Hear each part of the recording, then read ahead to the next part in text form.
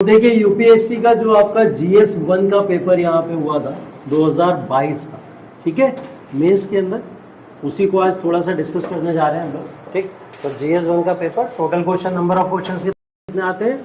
20 question आते हैं। Number of question जो 20 आए थे उनका पैटर्न क्या था? जो 10 क्वेश्चन थे वो कितने वर्ड्स के थे? 150 वर्ड्स के। और 10 क्वेश्चन कितने वर्ड्स के थे? 250 वर्ड्स के। अगर इनके मार्क्स की बात करें तो ये कितने मार्क्स के होंगे? 10 मार्क्स ईच। और ये कितने मार्क्स के होंगे? 15 मार्क्स ईच। टोटल कितना हो जाएगा? 250 मार्क्स। ठीक है, तो पेपर 1 जीएस का जो था वो आपका 250 मार्क्स का था। ठीक है, टॉपिक्स चलते हैं थोड़ा सा कि कौन कौन से टॉपिक जिसके अंदर कवर किए गए थे। तो सबसे पहला टॉपिक जो है वो आपका आर्ट एंड कल्चर। ठीक, जीएस 1 का पार्ट है, वन ऑफ द हिस्ट्री का भी पार्ट है art and culture. Measure of the question माने जाते हैं कि जीएस 1 डिपेंडेंट होता है आर्ट एंड कल्चर के ऊपर। ठीक है, आर्ट एंड कल्चर के अलावा दूसरा पोर्शन इसके अंदर, पहले हिस्ट्री को निपटा लेते हैं। मॉडर्न हिस्ट्री के कुछ पोर्शन पूछे गए थे इस पेपर के अंदर। उसके साथ में थोड़ा सा हम लोग देखेंगे वर्ल्ड हिस्ट्री भी इसी का पार्ट होता है। वर्ल्ड हिस्ट्री में भी क्वेश्चन पूछे जाते हैं इसी से। फोर्थ पार्ट अगर हम लोग देखते हैं तो ज्योग्राफी आता है। ठीक है, ज्योग्राफी के अंदर इंडियन और फिजिकल दोनों टाइप की ज्योग्राफी आ जाती है, तो ये तमाम ज्योग्राफी का पार्ट होता है। इसके बाद में जो लास्ट क्वेश्चन आता है वो आपका क्या होता है? Indian society. ठीक, तो जीएस 1 के ये 5 पोर्शन मेजर पोर्शन है जिनसे क्वेश्चन हमेशा पूछे जाते हैं।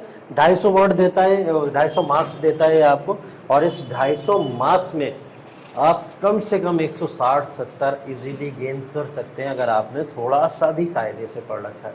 ठीक है, उसको गेन कैसे कर सकते हैं? आज के इस पेपर के अंदर पूरा का पूरा डिस्कशन करने का हम लोग का मतलब ही यही है, ऑब्जेक्टिव ही यही है कि हम लोग ये समझें कि यहाँ पे किस तरीके से क्वेश्चंस आए और कैसे उनका डिस्कशन किया गया। ठीक है, क्वेश्चन नंबर 1 से लेकर 20 तक चलेंगे, लेकिन एक बार वेटेज देख लेते हैं पेपर का, क्या वेटेज था और कहाँ से क्वेश्चन ज़्यादा थे, कहाँ से क्वेश्चन कम थे।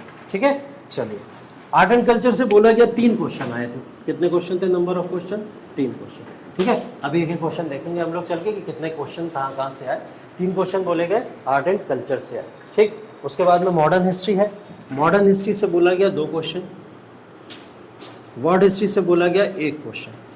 ठीक, ये हिस्ट्री का पोर्शन खत्म हो गया। 3, 2, 5, 1, 6 क्वेश्चन में। ठीक है, कितने क्वेश्चन में? 6 क्वेश्चन में हिस्ट्री पूरी तरीके से इन्होंने इस बार तहस नहस करके रख दी। ठीक है, और 6 क्वेश्चन के अंदर हिस्ट्री को समाप्त कर दिया। ठीक है, लेकिन अभी वेटेज भी देखेंगे तो थोड़ा सा आपको मज़ा आएगा, बैलेंस दिखेंगी चीज़ें। ज्योग्राफी की बात करें तो बोला गया ज्योग्राफी के अंदर 4 क्वेश्चन तो सीधा सीधा थे एकदम। 4 क्वेश्चन तो एकदम सीधा सीधा थे। कितने? 4 क्वेश्चन अप्रोक्स एकदम डायरेक्टली पूछे हुए थे उसके अंदर, कोई इफ एंड बट नहीं, 4 क्वेश्चन सीधा पूछे गए थे। ठीक है, 4 क्वेश्चन ज्योग्राफी के अगर मैं बात करूँ तो बोला गया कि 4 क्वेश्चन ज्योग्राफी से सीधा। अब इसको थोड़ा सा अगर डिवाइड करा जाए, जैसे 4 क्वेश्चन तो माना गया कि इंडियन ज्योग्राफी का पार्ट, और उसमें से फिजिकल ज्योग्राफी के अंदर बोला गया 2 क्वेश्चन आए थे। तो ये अगर पूरे ज्योग्राफी को देखूँ मैं, टोटल मिला के 6 क्वेश्चन इस ज्योग्राफी के पार्ट से। तो हिस्ट्री को एक तरफ कर दीजिए, ज्योग्राफी को एक तरफ, 6 क्वेश्चन, 12 क्वेश्चन मिल गया हमको यहाँ से। ठीक है, 12 क्वेश्चन। यहाँ से आई इंडियन सोसाइटी। इंडियन सोसाइटी से बोला गया 5 क्वेश्चन अप्रोक्स आए। कितना?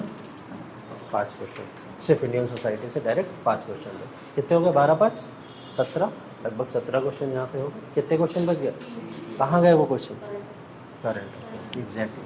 तो अगला टॉपिक यहाँ पे जो आपका बच जाएगा वो किसके अंदर चला जाएगा? करंट अफेयर्स के अंदर। और करंट अफेयर्स के अंदर फिर ये चीज़ों में खास करके ज्योग्राफी और इंडियन सोसाइटी को वो कवर करता है। ठीक है, तो जैसे एक क्वेश्चन पूछा था वर्क फ्रॉम होम वाला, ठीक है, वो इंडियन सोसाइटी का भी पार्ट है और करंट अफेयर्स भी है, तो उसको दोनों को मर्ज करके तो लगभग 3 क्वेश्चन इस क्राइटेरिया के अंदर चले। ठीक है, तो ये था पूरा का पूरा इस बार का पैटर्न कि इतने इतने क्वेश्चंस जीएस 1 में आपके एग्जाम से पूछे गए थे। ठीक, अब इन जीएस 1 में भी आप देखिए आर्ट एंड कल्चर में कोई क्वेश्चन 10 नंबर का भी होगा, कोई 15 का भी होगा, ऐसे भी होगा। ठीक है, तो बोला गया कि अप्रॉक्स एक क्वेश्चन यहाँ पे 10 नंबर का था, 2 क्वेश्चन 15-15 नंबर के थे, तो 40 नंबर का आर्ट एंड कल्चर। कितना? 40 नंबर का।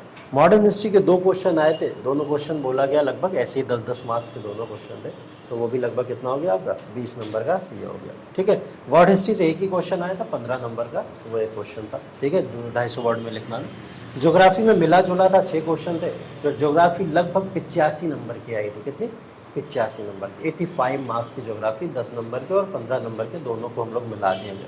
ठीक है, इंडियन सोसाइटी का पोर्शन जो था वो अप्रॉक्स कम से कम 70 नंबर का था। कितना? 70 नंबर का। इन सबको जोड़ें तो कितना हो जाएगा टोटल आपका? ठीक, तो इन सबको अगर आप जोड़ोगे टोटल मिला के तो आप पहुंच जाओगे उसी लेवल पे कि जितना क्वेश्चन आपसे पूछेगा और कितने मार्क्स हो गए, 250 मार्क्स। इन सबको जोड़ो तो 250 मार्क्स आपके पूरे बन जाते हैं। ठीक है, तो इन सबको ऊपर प्लस करंट अफेयर्स वगैरह को भी नहीं जोड़ा, इन सबको जोड़ लोगे तो कितने बन जाएंगे आपके? 250 बन जाएंगे। ठीक है, तो ये 250 मार्क्स में जो पेपर का क्लासिफिकेशन इन्होंने किया बहुत खूबसूरत तरीके से किया, सभी को बैलेंस रखा। यहाँ देखने में तो हमको लग रहा है कोई कम आ रहा है कोई ज़्यादा आ रहा है, इससे अच्छा 5 क्वेश्चन आ गए, इससे 2 आ गए, नहीं, एवरेज देखोगे अगर तो लगभग सभी बराबर दिखेंगे आपको। कुछ चीज़ें आपको ऊपर नीचे हल्की फुल्की दिख सकती हैं।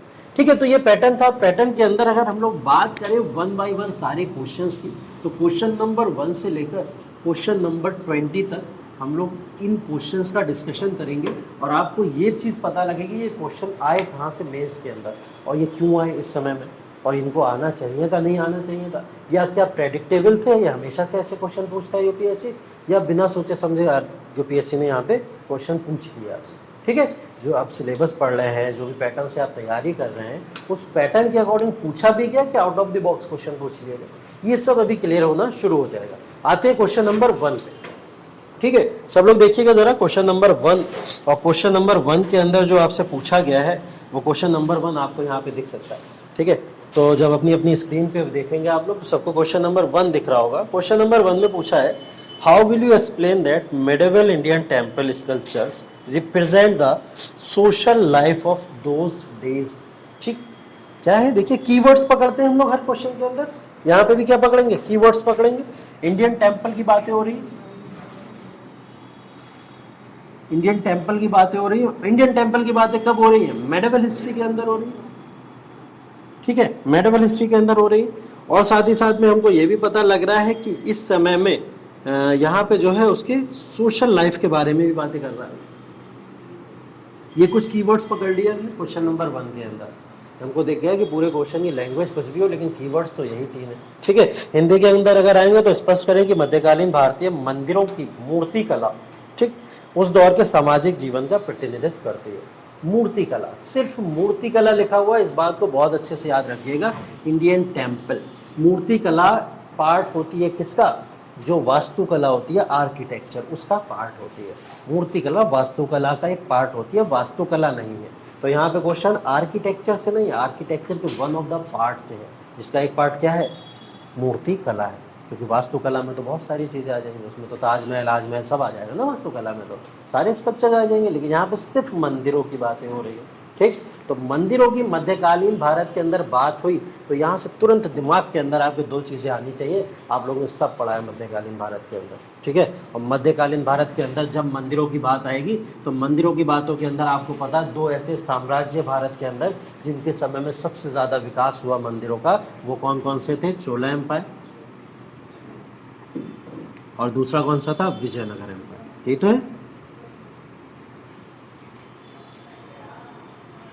आ गया। आंसर को फ्रेम कैसे करा हमने, ये पढ़ा, और ये पढ़ते ही हमारे दिमाग में तुरंत क्या आ गया? अच्छा, ये तो मध्यकालीन भारत की बातें हैं, और मध्यकालीन के अंदर भी किसकी बातें हो रही है? इंडियन टेम्पल्स की बातें हो रही है। इंडियन टेम्पल बने तब सबसे ज़्यादा कहाँ? जो उस समय के सबसे बड़े हिंदू साम्राज्य होंगे, और मध्यकालीन भारत में सबसे बड़े हिंदू साम्राज्य कौन से? चोला एम्पायर और विजयनगर एम्पायर। चोला भी पढ़ा है आपने, विजयनगर भी पढ़ा है आप लोगों ने, दोनों तो एम्पायर पढ़े। अब इन क्वेश्चन में लिखना क्या था? उसने साफ साफ बोला, स्पष्ट करें कि उस समय की मूर्ति कला के बारे में जो भी विशेषताएं हैं उनको यहाँ पे आपको क्लासिफाई करना है। उसको क्लासिफाई करने के लिए आपको चोला एम्पायर को लिखना था, विजयनगर एम्पायर को लिखना था। आंसर को फ्रेम करते 3 पार्ट्स के अंदर, और 3 पार्ट्स में फ्रेम करके पहले आप इंट्रोडक्शन लिखते, एक बॉडी पार्ट देना था उसको, और फिर आपको क्या कर देना था? उसको कंक्लूड कर देना था। ठीक है, ये क्वेश्चन कितने वर्ड में था? 150 शब्दों में। 150 शब्दों में 150 शब्दों को अगर मैं यहाँ पे डिवाइड करूँ तो एक एवरेज अगर हम लेके चलें, एक एवरेज अगर हम लोग लेके चलें तो इसको लगभग इंट्रोडक्शन को 30 से 40 वर्ड में निपटाइए। कितने वर्ड में? 30 से 40 वर्ड में। सेम इधर आ जाइए, 30 से 40 वर्ड में कंक्लूजन को निपटाइए। कितना हो गया? 70 मान लें हम लोग लगभग। ठीक है, 70 मान लें एवरेज लेके चले, और यहाँ पे 70 से 80 वर्ड में इसको निपटा दीजिए। ये हो गया तरीका कि आप आंसर को कैसे लिखते, बॉडी का फ्रेम कैसे करते आप। ठीक है, तो ये एक तरीका होगा। ये सब बातें मैं अगले क्वेश्चंस में नहीं करूँगा, उसमें बहुत तेज़ी से चलेगा, पहले क्वेश्चन पे रुक के समझाना पड़ेगा कि आंसर कैसे लिखो आप। तो ये तीनों पार्ट्स में आपको इसको डिवाइड करना है। अब इन तीनों पार्ट्स में इन दोनों की विशेषताएं या इंपॉर्टेंस को कैसे मेंशन करेंगे, इन दोनों की विशेषताएं मेंशन को क्वेश्चन से ही उठाएंगे हम लोग। इंट्रोडक्शन कहाँ से उठाएंगे? क्वेश्चन से ही उठाएंगे। और इंट्रोडक्शन में क्वेश्चन के अंदर जो लिखा हुआ है कि medieval Indian temple sculptures represent the social life of those days, ठीक, उठा लो इसी बात को कि हाँ मिडिवल हिस्ट्री के अंदर, मध्यकालीन भारत के अंदर उस समय के सामाजिक समाज जो होता था, जो हमारा समाज होता था, उसकी कहीं ना कहीं हमको एक झलक देखने को मिलती है। कैसे झलक देखने को मिलती है? चोला एम्पायर के ऊपर आएंगे हम लोग। चोला एम्पायर का रीजन है, आपको पता है कि चोला एम्पायर की अगर हम लोग बात करें, शुरू तो ये 3rd BC में हो गया, लेकिन इंपीरियल चोलास की हम लोग ने कब बात करी थी? 7th AD 8th AD ये इसी में बात की। तो अगर हम लोग यहाँ पे बात करें तो ये 7 to 8 AD की बातें हो रही हैं। और 7 to 8 AD के अंदर मैंने आपको एक बहुत इंपॉर्टेंट चीज़ बताई थी, यहाँ पे रेनेसा हो रहा था किसका? हिंदू आइडियोलॉजी का। हिंदू आइडियोलॉजी का रेनेसा का मतलब शंकराचार्य यहाँ पे आ गए। शंकराचार्य आ गए यहाँ पे। शंकराचार्य ने आके पूरे भारत के अंदर 4 पीठों में डिवाइड कर दिया था जगह जगह पे। हिंदू धर्म को कहीं क्या करा था, उन्होंने उस समय पुनर्जागरण हो रहा था हिंदू धर्म का, ठीक है। तो ये तो इंपॉर्टेंस यहाँ से पता लग गई हमको कि हाँ उस समय में, ये वो समय काल की बातें हो रही हैं कि जब हिंदू धर्म का पुनर्जागरण हो रहा था और बहुत सारे संत या भक्तिज्म आंदोलन चल रहा था इस समय, उन्होंने आके इसमें योगदान दिया। चोला को कनेक्ट कैसे करेंगे? आपको मैंने राजराज चोला पढ़ाया था, राजराज चोला पढ़ाया था। राजराज चोला को मैंने बोला था उस समय के सबसे बड़े, बहुत चोला एम्पायर के बहुत बड़े राजा, ठीक है, जिनके बारे में पिक्चर भी अभी बहुत ज़्यादा हो रही है चोला एम्पायर के बारे में कई ज़्यादा। तो इनके समय में कौन कौन से टेम्पल्स बने? 2-4 नाम याद होने चाहिए थे आपको, 2-4 नाम याद होने चाहिए। चोला एम्पायर के समय में कुछ टेम्पल्स भी तो बने थे। टेम्पल्स का यहाँ पे स्ट्रक्चर लिख देते, कौन से स्ट्रक्चर में बने थे टेम्पल? द्रविड़ स्टाइल में थे, बताया था ना सदर्न इंडिया के अंदर ये टेम्पल जो बने थे कौन से स्टाइल में बने? द्रविड़, नागर और बेसर की 3 शैलियाँ होती हैं। इन 3 शैलियों को सदर्न इंडिया वालों ने किसने समझाया? सिर्फ द्रविड़ स्टाइल के अंदर ज़्यादातर टेम्पल बने।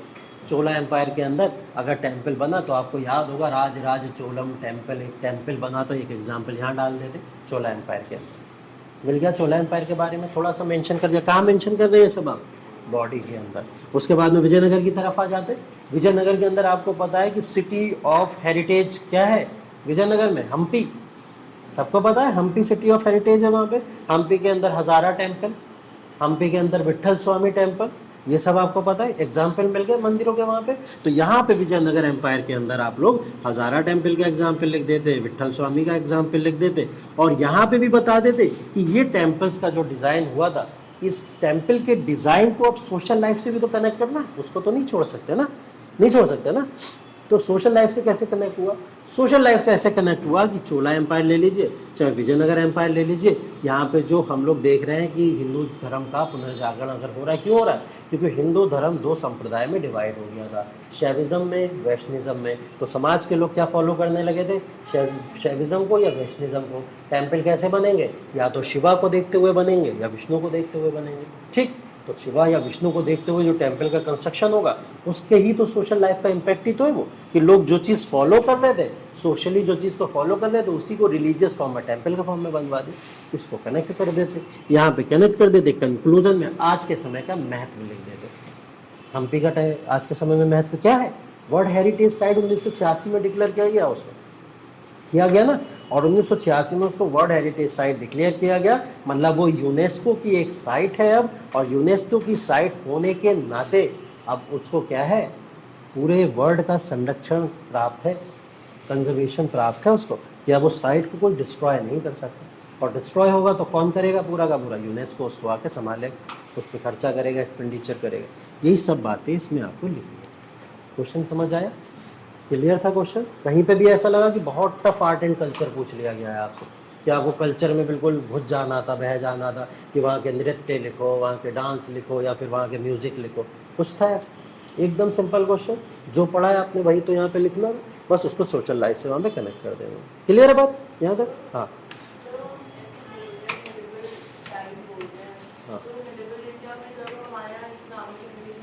हाँ हाँ हाँ हाँ हाँ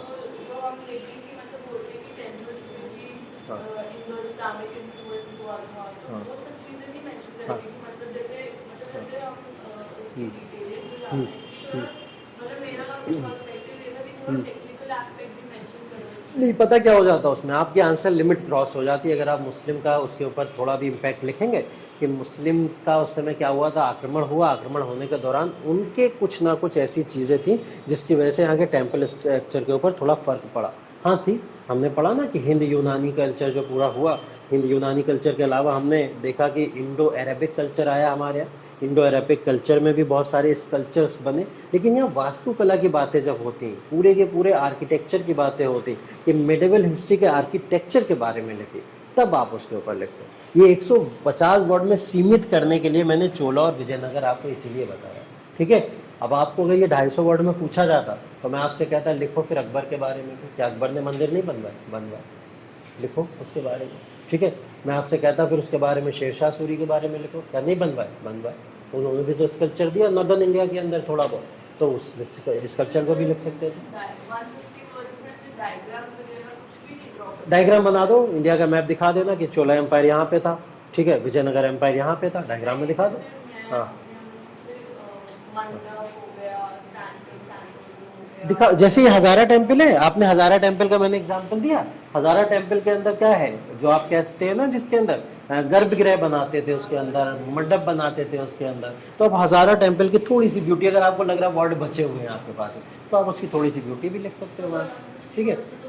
मुश्किल हो जाएगा, इसीलिए कह रहा हूँ, इसीलिए हम बहुत डिटेल में नहीं जाएंगे उससे, हमसे जितना पूछा हम उतनी बात करेंगे। हाँ अगर आपको लग रहा है उस चीज़ों को, आप फिर क्या कर सकते हो, जैसे आपने अभी क्वेश्चन पूछा, अच्छा क्वेश्चन है, क्या करो डायग्राम बना दो तुरंत यहाँ पे, ठीक है। डायग्राम बनाने के बाद में तुरंत यहाँ पे क्या करो, एक यहाँ पे मार्जिन बना दो, एक यहाँ पे मार्जिन बना दो। इस मार्जिन के अंदर क्या लिख दो, ये है हजारा टेम्पल और ये है विट्ठल स्वामी टेम्पल।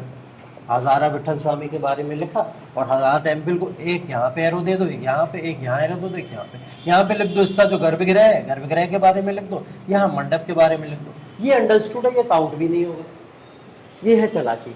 अगर आप मेंशन ही करना चाहते हो, इंप्रेस करना चाहते हो एग्जामिनर को, आपके पास टाइम है, तो आप डायग्राम बनाओ और दिखा दो। आप इसको लिखो मत, इसको लिखने से क्या होगा, आपके वर्ड्स भी जाएंगे और आपका समय भी जाएगा। तुरंत ऐसे जल्दी से लाइन खींची और ये सब लिख दिया, कितना टाइम लगा मुझे, ठीक है, 1-2 सेकंड। हाँ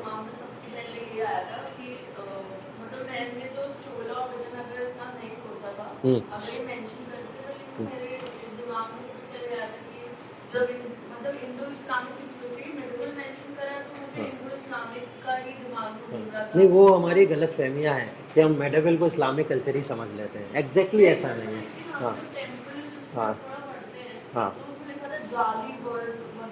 हाँ हाँ हाँ हाँ बिल्कुल, मैं कह तो रहा हूँ, आर्किटेक्चर की बात आए तो आप जितना मन हो लिखो, कोई दिक्कत नहीं, लेकिन जब यहाँ मंदिरों के टेम्पल्स की बात आएगी तो सीमित रहो। आपकी क्रोनोलॉजी होती है ना, अब आप यहाँ पे अगर मैं कह दूँ कि मुस्लिम शासकों ने मंदिर बनवाए, वो लिखिए, तो इतना तो नहीं अच्छे से बनवाए होंगे जितना विजयनगर वालों ने या चोला ने बनाया। तो पहले हम क्वालिटी लिख दें ना, बच रहा है हमारे पास तो हम थोड़ी क्वांटिटी ऐड कर देंगे उसके अंदर। तो पहले अच्छी चीज़ें लिख दें, इसके बाद में अगर आपको लग रहा है बच गया, तब मैंने बोला लिखो, फिर अकबर भी लिखो, जहांगीर भी लिखो, शेरशाह भी लिखो फिर उसके बाद में, ठीक है। और ऐसा क्या दिल्ली सल्तनत में भी तो हुआ है, दिल्ली सल्तनत के रूलर्स ने भी कुछ बनवाया, लिखो बाद में लिखो, लेकिन पहले ना लिखो इसमें, ठीक। चलिए पहला क्वेश्चन यहाँ पे कंप्लीट। दूसरे क्वेश्चन की तरफ आइए, देखिए बहुत आसान क्वेश्चन है। दूसरा क्वेश्चन आपसे बोल रहा है, why did the armies of British east India company mostly comprising of Indian soldiers win consistently against the more numerous and better equipped armies of the then Indian rulers? give reason। अधिकांश भारतीय सिपाहियों वाली east India company की सेना क्यों तत्कालीन भारतीय शासकों की संख्या बल से अधिक और बेहतर सुसज्जित सेना से लगातार जीतती रही? ठीक है, बहुत आसान क्वेश्चन है, चलते हैं सीधा मॉडर्न इंडिया की तरफ। ठीक, क्वेश्चन नंबर 2 कहाँ का क्वेश्चन है, मॉडर्न हिस्ट्री का। मॉडर्न हिस्ट्री के अंदर क्वेश्चन के अंदर कीवर्ड्स पकड़ ले, पहले ईस्ट इंडिया कंपनी आ गया, ठीक है, ईस्ट इंडिया कंपनी के वर्सेस हमारे क्या आ गए, इंडियन रूलर्स आ गए, ठीक है। ईस्ट इंडिया कंपनी के अलावा अगर हम लोग थोड़ी सी बात कर ले तो ईस्ट इंडिया कंपनी के अलावा इन्होंने लिया हुआ है कि जो इंडियन रूलर्स हैं, इनके साथ में इंडियन सोल्जर्स को भी हम लोग ऐड करेंगे, ठीक है। तो इन्होंने पूछा है कि ईस्ट इंडिया कंपनी और इंडियन रूलर्स या इंडिया की बात अगर हम लोग करें तो इन दोनों में से स्ट्रॉन्ग कौन था, कैपेबल कौन था, किसमें ज़्यादा पावर थी? तो हमको पता है कि इंडिया के पास में उस समय बहुत पावर थी, इंडिया बहुत पावरफुल आर्मी को ओन किया करता था। लेकिन ईस्ट इंडिया कंपनी एकदम अचानक से आई और इतनी ज़्यादा पावरफुल हो गई, भारत के जो लोकल रूलर्स थे उनको हरा दिया आके, भारत के अंदर और जो कंपनीज थी उनको भी हराना शुरू कर दिया। ये क्वेश्चन पूछने का तरीका है यहाँ पे। ऐसा क्या था ईस्ट इंडिया कंपनी के अंदर कि लगातार ये इंडियन रूलर्स या इंडियन पावर्स इनसे हारती चली गई? इंडियन रूलर्स या इंडियन पावर्स की तरफ जाएं तो हम लोग जाएंगे मुगल्स की तरफ, हम लोग जाएंगे बंगाल की तरफ, और हम लोग कहाँ जाएंगे? अवध की तरफ। अब इससे मैं क्या बताना चाह रहा हूँ आपको? इससे मैं बताना चाह रहा हूँ आपको 1757 याद रखिए, क्या है? Battle of Plassey. 1764 याद रखिए, क्या है? Battle of Buxar. तो बैटल ऑफ प्लासी और बैटल ऑफ बक्सर को यहाँ मेंशन करना है आपको, ठीक? क्या मेंशन करना कि ये वो वॉर हैं जिन वॉर के अंदर एक डिसिसिव विक्ट्री ले ली थी इन्होंने, ईस्ट इंडिया कंपनी के रूलर्स ने, जिस समय में यहाँ पे इंडियन रूलर्स बहुत स्ट्रॉन्ग थे। जस्ट 1757 से पहले देखो सिराजुद्दौला ने ईस्ट इंडिया कंपनी को कितनी बुरी तरीके से भगाया यहाँ से, वापस आके फिर ईस्ट इंडिया कंपनी कैसे इतनी ज़्यादा कैप्चरिंग पावर यहाँ पे हो गई। दो पावर ये लिखो, तीसरी पावर कंपेयर करके लिख दो यहाँ पे, जो आपने क्या पढ़ा है, एंग्लो कर्नेटिक वॉर्स पढ़े सभी लोग ने। 3 वॉर्स हुए थे एंग्लो कर्नेटिक वॉर्स के अंदर। कहाँ किस किस के बाहर है? अंग्रेज हैं एक तरफ, ईस्ट इंडिया कंपनी दूसरी तरफ कौन है? फ्रांस। एंग्लो फ्रेंच वॉर्स ही तो कहते हैं हम लोग इनको, दूसरी तरफ फ्रांस। तो ये वाले वॉर्स आप यहाँ पे मेंशन कर दो। सब में कौन विक्ट्री किसने ली है? East India company. तो इसी ईस्ट इंडिया कंपनी यहाँ पे विक्ट्री कैसे ले रही है वो आपने मॉडर्न हिस्ट्री में पढ़ा है। क्या पढ़ा मॉडर्न हिस्ट्री में आपने? क्लेवरनेस ऑफ रॉबर्ट क्लाइव पढ़ी, क्लेवरनेस ऑफ रॉबर्ट क्लाइव पढ़ी आपने, ठीक है। इसमें तो इन्होंने क्या करा था, एक षड्यंत्र किया था, भारतीय रूलर्स को ही अपने साथ मिला लिया, कुछ भारतीय लोगों को ही अपने साथ मिला लिया। वो सब घसीटी बेगम याद होगा हम लोगों को मेरे ख्याल से, ठीक है। तब मीर मरान, मीर कासिम वगैरह ये सब के नाम याद होंगे, मीर जाफर वगैरह, वो यहाँ डाल दिए। 1964 पे आ जाइए। 1964 में मुगल अवध के राजा और साथ ही साथ में जो अवध के नवाब थे और साथ ही साथ में बंगाल के नवाब, इन सबको मिला के ईस्ट इंडिया कंपनी ने हरा दिया। तो यहाँ पे उसकी क्लेवरनेस नहीं है, यहाँ पे क्या, power of east India company, कि उसने अपने आप को इतना पावरफुल कर लिया। क्यों? इस पावरफुल को आप कंपेयर करेंगे। अब कैसे करेंगे? इनके पास में एक अच्छी डिसिप्लिन के फॉर्म में आर्मी थी। इनकी ईस्ट इंडिया कंपनी एक प्राइवेट कंपनी थी। प्राइवेट कंपनी होने के नाते इनको क्या करना पड़ता था, यहाँ से जितना भी पैसा लेते थे उस पैसे को वॉर्स में लगा दिया करते थे। गवर्नमेंट सरकार को तो भेजना नहीं है, फ्रांस की कंपनी की तरह। फ्रांस की कंपनी सरकारी थी ना, तो इसको भेजना पड़ता था वहाँ पे, और ये अपने पैसे अपनी और आर्मी के ऊपर या अपने ट्रूप्स के ऊपर नहीं लगा पाते थे। इन सबको कंपेयर करते हुए आपको यहाँ लिखना है और यहाँ दिखा देना कि ईस्ट इंडिया कंपनी क्यों पावरफुल हो गई। इन 3 वॉर के यहाँ पे एग्जाम्पल देते हैं, ठीक है। यहाँ से क्या होगा, यहाँ आंसर आप आसानी से लिखते हैं।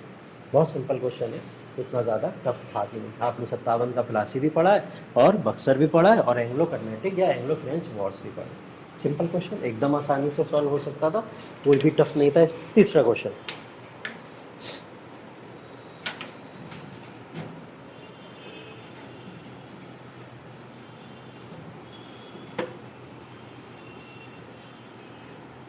चलिए थर्ड क्वेश्चन आपसे कह रहा है, Why was there a sudden spurt in famines in colonial India since the mid 18th century? Give reasons. ठीक, औपनिवेशिक भारत की 18वीं शताब्दी के मध्य से क्यों अकाल पड़ने में अचानक वृद्धि देखने को मिलती है? क्वेश्चन नंबर 3 पूछ रहा है 18वीं शताब्दी के मध्य से, कौन सा समय है ये? 1750 1750 है। 18वीं शताब्दी का मध्य मतलब 18वीं सेंचुरी के मिड की बात हो रही है, और यहाँ पे बातें किसकी हो रही है? फेमीन की, ठीक। ये क्योंकि औपनिवेशिक काल है, आपको पता है औपनिवेशिक काल का मतलब अभी हम लोग ने देख ही लिया कि ये सब समय में अंग्रेज बहुत हावी हो गए थे हमारे ऊपर, तो हम लोग उसको औपनिवेशिक काल भी कहते हैं, ठीक है। तो इसके अंदर यही पूछा है कि 18वीं शताब्दी के मध्य में क्यों अकाल पड़ने में अचानक वृद्धि देखने को मिलती है। वर्ड देखिए, इसने बहुत चालाकी से यहाँ पे यूज़ किया है, कौन सा? Colonial India. ये सिर्फ इंडिया भी तो बोल सकते थे, लेकिन इन्होंने यहाँ कोलोनियल इंडिया ही क्यों बोला? क्योंकि ये बता रहे हैं कि यही जिम्मेदार है। इनडायरेक्ट आपको आंसर क्वेश्चन में ही आंसर दे रहे हैं कि आप क्या लिखेंगे, जिम्मेदारी किसकी थी यहाँ पे फेमेन पढ़ने की? कोलोनियल इंडिया की, ठीक है। तो आंसर दे दिया इन्होंने क्वेश्चन के अंदर। अब आपको ढूंढना है कि कोलोनियल इंडिया की वजह से भारत के अंदर ये फेमीन के अंदर लगातार क्यों वृद्धि देखने को मिलती है, ठीक। तो कॉलोनियल इंडिया की वजह से भारत में वृद्धि कैसे होगी भाई? जमीन के अंदर अकाल पड़ना क्यों शुरू हो गए? इनकी पॉलिसीज़ आपको यहाँ लिखनी पड़ेगी। इन्होंने भारत के अंदर जो पॉलिसीज़ अपनाई, जिस तरीके से यहाँ पे इन्होंने यहाँ पे किया, उन पॉलिसीज़ को यहाँ पे लिखोगे कि नहीं लिखोगे? कॉलोनियल इंडिया की आपको पता है इस समय में रॉबर्ट क्लाइव के बारे में लिखना है आपको, हेक्टर मुनरो के बारे में लिखना है आपको, उन लोगों के बारे में लिखना है। और उन लोगों ने भारत के अंदर जितने भी, जैसे बंगाल के अंदर गए थे तो बंगाल के अंदर जाके इन्होंने क्या करा? बंगाल के अंदर जाके भूमि के अधिग्रहण करने की कोशिश करी, उसको छीनने की कोशिश करी, वैसी कोशिशें करनी शुरू करी। तो वो जो खास करके टैक्स सिस्टम इनका जो होता था, वो टैक्स सिस्टम किस तरीके से जिम्मेदार था और ये किस तरीके से हम लोगों को वहाँ पे परेशान करते थे, उसका एग्जाम्पल अगर आप देखो तो बंगाल के अंदर इसी समय एक बहुत बड़ा अकाल पड़ा। ठीक है, बंगाल के अंदर एक बहुत बड़ा अकाल पड़ा था। ये बात हो रही है इसी समय की जब हम लोग 1760 की बात करते हैं, 1760 की बात करते हैं। ये वही है जब बैटल ऑफ प्लासी हो चुका था। ठीक है, उसके बाद में बंगाल के अंदर एक बहुत बड़ा अकाल पड़ा। अकाल के लिए जिम्मेदार माना गया कि प्लासी के युद्ध के बाद में तमाम लोग जो थे वो रोड पे आ गए थे। हालत ऐसी हो गई थी बंगाल की कि बंगाल के अंदर ब्रिटिशर्स ने कंट्रोल कर लिया था बंगाल को, और वो जितनी भी एक्सप्लॉयटेशन, शोषण कर सकते थे वहाँ के लोगों का, वो उन्होंने टैक्स के फॉर्म में या तमाम चीज़ों के फॉर्म में करना शुरू कर दिया। रीज़न हो गया है। एक रीज़न क्या है? एक रीज़न आप ये लिख सकते हैं कि इन्होंने किसी भी तरीके के एग्रीकल्चर रिफॉर्म्स नहीं किए, और अगर किए तो वो उसको अपने फेवर्स में किया। कृषि सुधार जिसको हम लोग कहते हैं, नहीं मिले ना हमको इनके समय के। और इस समय अगर इन्होंने किया भी तो किसके फेवर में किया? खुद के ही फेवर में किया, अपने ही फेवर में सारी चीज़ें कर रहे थे। ठीक, आप लोग ने मध्यकालीन भारत के अंदर पढ़ा है कि राजा आते थे, उस समय विजयनगर में भी पढ़ाया मैंने, चोला में भी पढ़ाया आपको, या फिर आपको मैंने दिल्ली सल्तनत के शासकों में पढ़ाया। जब राजा आते थे वहाँ पे आगे इरीगेशन फैसिलिटी शुरू कर देते थे। अगर कहीं कृषि की कमी होती थी, प्रॉब्लम होती थी, सिंचाई व्यवस्था चालू कर देते थे। फिरोज शाह तुगलक याद होगा आप लोगों को, सिंचाई व्यवस्था शुरू कर दी पूरी। कृष्णदेव राय क्या करा? सिंचाई व्यवस्था के लिए अलग से डैम लगवा दिया वहाँ पे। क्यों कर रहे हैं ऐसा भाई? देवराय ने क्या करा? यही किया था। क्यों कर रहे हैं? क्योंकि कृषि व्यवस्था हमेशा नेचर के ऊपर डिपेंडेंट होती है। नेचर हमारी मदद नहीं करे तो हम आर्टिफिशियली अपनी मदद कर लें। ऐसा इन्होंने कोई काम नहीं किया। तो इनके समय की जो सिंचाई व्यवस्था थी, वो सिंचाई व्यवस्था बिल्कुल भी कह सकते हैं आप लोग काफ़ी ज़्यादा बेकार थी, खराब थी। इन्होंने सिंचाई व्यवस्था के ऊपर काम नहीं किया, जिसकी वजह से वहाँ की खेती या एग्रीकल्चर रिफॉर्म्स नहीं हो सके। ठीक है, चौथा जिम्मेदारी अगर आपको देनी है तो थोड़ी बहुत नेचर को भी दे देना। नेचर भी हाँ रिस्पॉन्सिबल था। ये समय हमारा वो समय था कि इस समय नेचर भी हमसे खुश नहीं था। ठीक है, सूखा पड़ता था बुरी तरीके से। भारत के बंगाल का रीजन हो जाए, अवध का रीजन हो जाए, या आपका पंजाब का रीजन हो जाए, ऐसी जगहों पे क्या होता था, बड़ा बड़ा बहुत बड़ा बड़ा ऐसा फेमीन जैसा या सूखा पड़ जाया करता था। अब सूखे पड़ने की वजह से समय समय तक बारिश नहीं होती थी। वो देखी होगी लगान पिक्चर आपने, बरसों मेघा वाला गाना गा गा के बारिश करवा रहे हैं। तो ये रियलिटी होती थी उस समय में। क्यों रियलिटी होती थी? क्योंकि सच में बारिशों का बहुत बड़ा अकाल देखने को मिलता था। बारिश इस टाइम से हुआ नहीं करती थी, और जिसकी वजह से प्रॉब्लम होती थी। आज के समय में भी देखिए रेगुलर मानसून कभी कभी होता है, फसलें ख़राब नहीं हो जाती हैं, लेकिन अभी हमारे पास टेक्नोलॉजी, हम संभाल लेते हैं। अभी मानसून गलत टाइम पे हो रहा है, जो अभी ये बारिश हो रही है क्या करेगी? तमाम चावल को ख़राब कर देगी, तमाम चावल को ख़राब कर देगी। बहुत चावल ख़राब हो जाएगा इस समय। तो मानसून किसके ऊपर डिपेंड होता है? प्रकृति के ऊपर डिपेंड होता है। तो यहाँ पे एक रीज़न आप नेचर को भी लिख देंगे। ठीक है, नेचर के अलावा अगर आपको थोड़ा रीज़न और भी देना है तो रीज़न के साथ में आप लोग एक रीज़न ये भी दे सकते हैं कि हाँ कुछ ह्यूमन एफर्ट्स भी थे, जिस ह्यूमन एफर्ट्स की वजह से यहाँ पे इस समय में फैमिन जैसी सिचुएशन देखने को हमको मिलती है। ठीक, ह्यूमन एफर्ट्स, भारत में होने वाले युद्ध कौन कर रहा है? नेचर तो नहीं कर रहा ना, कॉलोनियल इंडिया के लोग ही तो भारत के साथ कर रहे हैं। भगवान थोड़ी उतर के आए हैं नीचे लड़ने के लिए। कौन कर रहा है? इंसान तो कर रहा है। ठीक, तो ये जो युद्ध हुआ करते थे, वॉर्स हुआ करते थे, क्या ये जिम्मेदार नहीं? जिम्मेदार थे। जैसे मैंने बंगाल का एग्जाम्पल दिया अभी आगे, क्या होता था जब कहीं पे युद्ध होता था, वॉर होता था, पूरी की पूरी चीज़ें धराशायी हो जाती थी। गरीबी किसकी वजह से होती थी? इन्हीं सब चीज़ों की वजह से तो होती थी। अनएम्प्लॉयमेंट, बेरोजगारी क्यों आती थी? इन्हीं सब चीज़ों की वजह से तो आती थी। तो जब ये सब चीज़ें होंगी तो अकाल पड़ना निश्चित है। इसी को आपको अपने आंसर के अंदर मेंशन करना। हाँ आप चलिए, ठीक है, इसी को आपको अपने आंसर के अंदर मेंशन करना है। लेकिन इसका जो है वीडियो देख लीजिएगा, हाँ ध्यान से। चौथा क्वेश्चन देखिए, 4th number, describe the characteristics and types of primary rocks. ठीक है, ज्योग्राफी का क्वेश्चन। ठीक है, क्वेश्चन नंबर 4। ये 3 क्वेश्चन टॉप के आपको हिस्ट्री के दे दिए। अब जो लोग थोड़े इतिहास वाले होंगे वो ये पेपर देख के बहुत खुश हो गए होंगे। ठीक, जिन्होंने हिस्ट्री पढ़ी होगी, खास करके हम जैसे लोग बहुत खुश हो गए होंगे पेपर देख के। अरे वाह, मतलब हिस्ट्री खूब आई है। ठीक है, तो बड़ा अच्छा लगा होगा पेपर देके। लेकिन चौथा ही क्वेश्चन पूछ लिया आपसे प्राइमरी रॉक्स के बारे में। अब प्राइमरी रॉक्स के बारे में जब आप थोड़ा सा जाओगे तो यहाँ पे आपको पता होगा कि प्राइमरी रॉक्स का लॉजिक आपने थोड़ा सा पढ़ा होगा कि यहाँ पे पहली चीज़ तो है प्राइमरी रॉक्स के बारे में पूछा। प्राइमरी रॉक्स का मतलब होता है जो प्राथमिक चट्टानें होती हैं, क्या बोलते हैं इसको हिंदी में, प्राथमिक चट्टानें। तो ये प्राथमिक चट्टानों की कुछ क्वालिटीज़ को शायद इसके अंदर मेंशन करना है, ऐसा कुछ लिखा है। हाँ, कैरेक्टरिस्टिक्स एंड टाइप्स ऑफ, इससे डायरेक्ट क्वेश्चन क्या मिलेगा आपको, इससे डायरेक्ट क्वेश्चन सिर्फ क्या बोला है, प्राइमरी रॉक्स की कैरेक्टरिस्टिक्स लिखिए और उसके टाइप्स लिख दीजिए भाई, बस। आपको प्राइमरी रॉक्स पढ़ा हुआ है तो उसकी विशेषताएं लिखाइए जाके, और क्या लिखाइए, टाइप्स लिख के चले जाइए। ठीक, विशेषताएं क्या हो सकती हैं प्राइमरी रॉक्स की? प्राइमरी रॉक्स सुना है तुम लोग ने, अभी पढ़ा है कहीं नहीं पढ़ा, अभी नहीं पढ़ा? हाँ,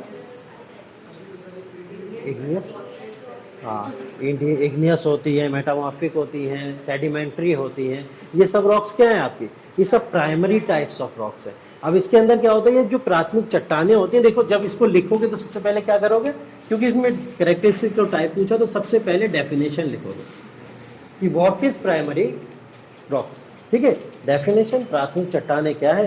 प्राथमिक चट्टानें उन चट्टानों को कहा जाता है कि लावा के जब ज्वलनशील होने के बाद में लावा फटता है बुरी तरीके से, तो लावा के फटने के बाद में बहुत सारी चट्टानें या रॉक्स बन जाते हैं, तो वही रॉक्स क्या कहलाती हैं, प्राइमरी रॉक्स कहलाती हैं। ठीक है, उनको प्राइमरी रॉक्स बोल दिया, डेफिनेशन लिख दें, उसके बाद में उसकी टाइप्स, चलो पहले टाइप्स लिख दो। टाइप्स के अंदर जैसे हम लोग ने बात करी, इग्नियस, मेटामॉर्फिक, सेडिमेंट्री, ये सब उसके टाइप्स हो गए, और टाइप्स में एक दो लाइन लिख दोगे सबके अंदर, इसकी ये विषय वो चीज़ें। कैरेक्टरिस्टिक्स में क्या लिखोगे, प्राइमरी रॉक्स जहाँ जहाँ पाई जाती है उससे फ़ायदा क्या क्या होता है। ठीक है, उससे फ़ायदा क्या क्या होता है, वहाँ की भूमि अगर है जहाँ पे प्राइमरी रॉक्स पाई जा रही है तो उससे फ़ायदा क्या क्या होता है। ठीक है, जैसे एग्जाम्पल लो, अगर किसी चीज़ का एग्जाम्पल लो तो क्या एग्जाम्पल ले सकते हैं, प्राइमरी रॉक्स से क्या चीज़ें बन सकती हैं या क्या चीज़ें इसमें हो सकता है। जैसे बोला, हाँ, ग्रेनाइट, हाँ, ग्रेनाइट एक एग्जाम्पल हो सकता है। बोले तो हम लोग ग्रेनाइट के भी एग्जाम्पल ले सकते हैं। जीवाश्म आते हैं, बहुत सारी स्पीसीज आती हैं जो आपकी वो इसके थ्रू हो जाती हैं। उसके बाद में आप लोग अगर देखेंगे तो निर्माण जितना भी होता है ना, कंस्ट्रक्शन वगैरह, उसके अंदर ये बहुत हेल्प करती है। उन सब चीज़ों, यही तो इसकी कैरेक्टरिस्टिक्स थी, ये इसको इसमें मेंशन करना था। ठीक है, बहुत सिंपल क्वेश्चन है, डायरेक्ट क्वेश्चन आप इसमें लिख सकते थे। क्वेश्चन नंबर 5 देखिए, this is the meaning of the colour coded weather warnings for cyclone prone area given by the Indian Meteorological Department। IMD के ऊपर बहुत सवाल उठते रहते हैं लगातार। ठीक है, सवाल फिर से उठे थे कई सारे इसके ऊपर कि जो इंडियन मेट्रोलॉजिकल डिपार्टमेंट है, जो भारत के अंदर बरसातें होती हैं, मौसम ख़राब होता है, मौसम विभाग होता है, साइक्लोन आने वाला है नहीं आने वाला है, ये तमाम चीज़ों के बारे में ये अपनी जो भविष्यवाणी है सही कर नहीं पाते। ठीक है, अभी पिछले साल न्यूज़ में भी चला ये सब चीज़ें। ठीक है, न्यूज़ में चला तो उसने उनके साइक्लोन्स के बारे में नहीं पूछा, उस ऐसी चीज़ों के मौसम विभाग के बारे में नहीं पूछा, उसने क्या पूछा, क्वेश्चन पूछ लिया कि अच्छा ये वाली टेक्निक जो थी, कौन सी वाली, कलर कोडिंग वाली जो टेक्निक होती है इसके अंदर, कि जो वेदर वार्निंग्स होती हैं साइक्लोन के लिए, साइक्लोन जब आता है तो साइक्लोन आने से पहले या चक्रवात आने से पहले कुछ आपको कलर्स की कोडिंग कराई जाती है। अच्छा ये वाला कलर है अगर रेड तो भयंकर वाला है, ग्रीन वाला है तो चलो नॉर्मल वाला है। ठीक है, अगर थोड़ा मैरून या उस टाइप का डार्क टाइप का तो वो क्या है, चलो एवरेज है, दोनों तरीके से काम चले। तो कलर कोडिंग बताई जाती है कि बहुत डेंजरस है, कम डेंजरस है या नहीं। तो यही IMD भी करता है। IMD क्या करता है, इसी की कोडिंग करता है। तो यहाँ पे आपको करना क्या था, IMD ने जो भी यहाँ पे कलर कोडिंग की हुई है किसी तरीके की, कौन कौन से कलर्स को वो किस किस के लिए यूज करता है, उसको यहाँ पे करना था। देखिए, discuss the meaning of colour coded weather warning. ठीक है, आपको मीनिंग ही तो बताना ना कलर कोडेड का क्या मतलब हो सकता था, उसको यहाँ पे मीनिंग लिख देते, जहाँ पे साइक्लोन प्रोन एरियाज है वहाँ पे कैसी इसकी मीनिंग होती है। तो उसके अंदर क्या हो जाता, जैसे साइक्लोन्स जब आते हैं तो साइक्लोन्स आने के बाद में साइक्लोन्स की स्पीड का पता कैसे लगेगा, उस स्पीड के बारे में पता लगाने के लिए क्या करा जाता है, कलर कोडिंग की जाती है। और वो कलर कोडिंग जिस हिसाब से होगी उसी हिसाब से उसकी स्पीड बढ़ती चली जाएगी, कम होती चली जाएगी, होता चला। इसी कलर कोडिंग के फॉर्मूले को आपको इस क्वेश्चन के अंदर उतारना था। ठीक है, तो ये क्वेश्चन नंबर आपका 5 हो जाता, जो कि आसानी से यहाँ पे सॉल्व हो सकता था। अगला क्वेश्चन देखिए, दक्कन ट्रैप, डेक्कन ट्रैप जिसको हम लोग बोलते हैं, बहुत बढ़िया क्वेश्चन है, बहुत बढ़िया question.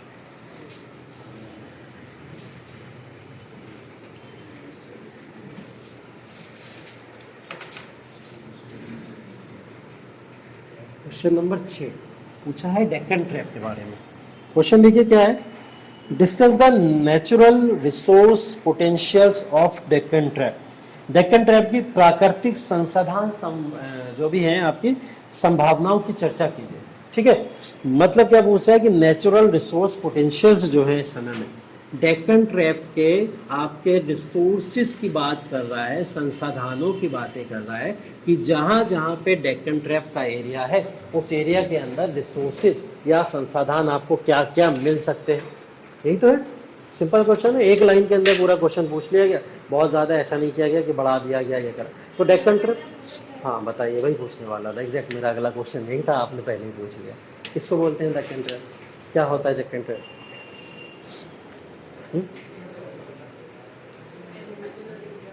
Peninsular India, peninsular India.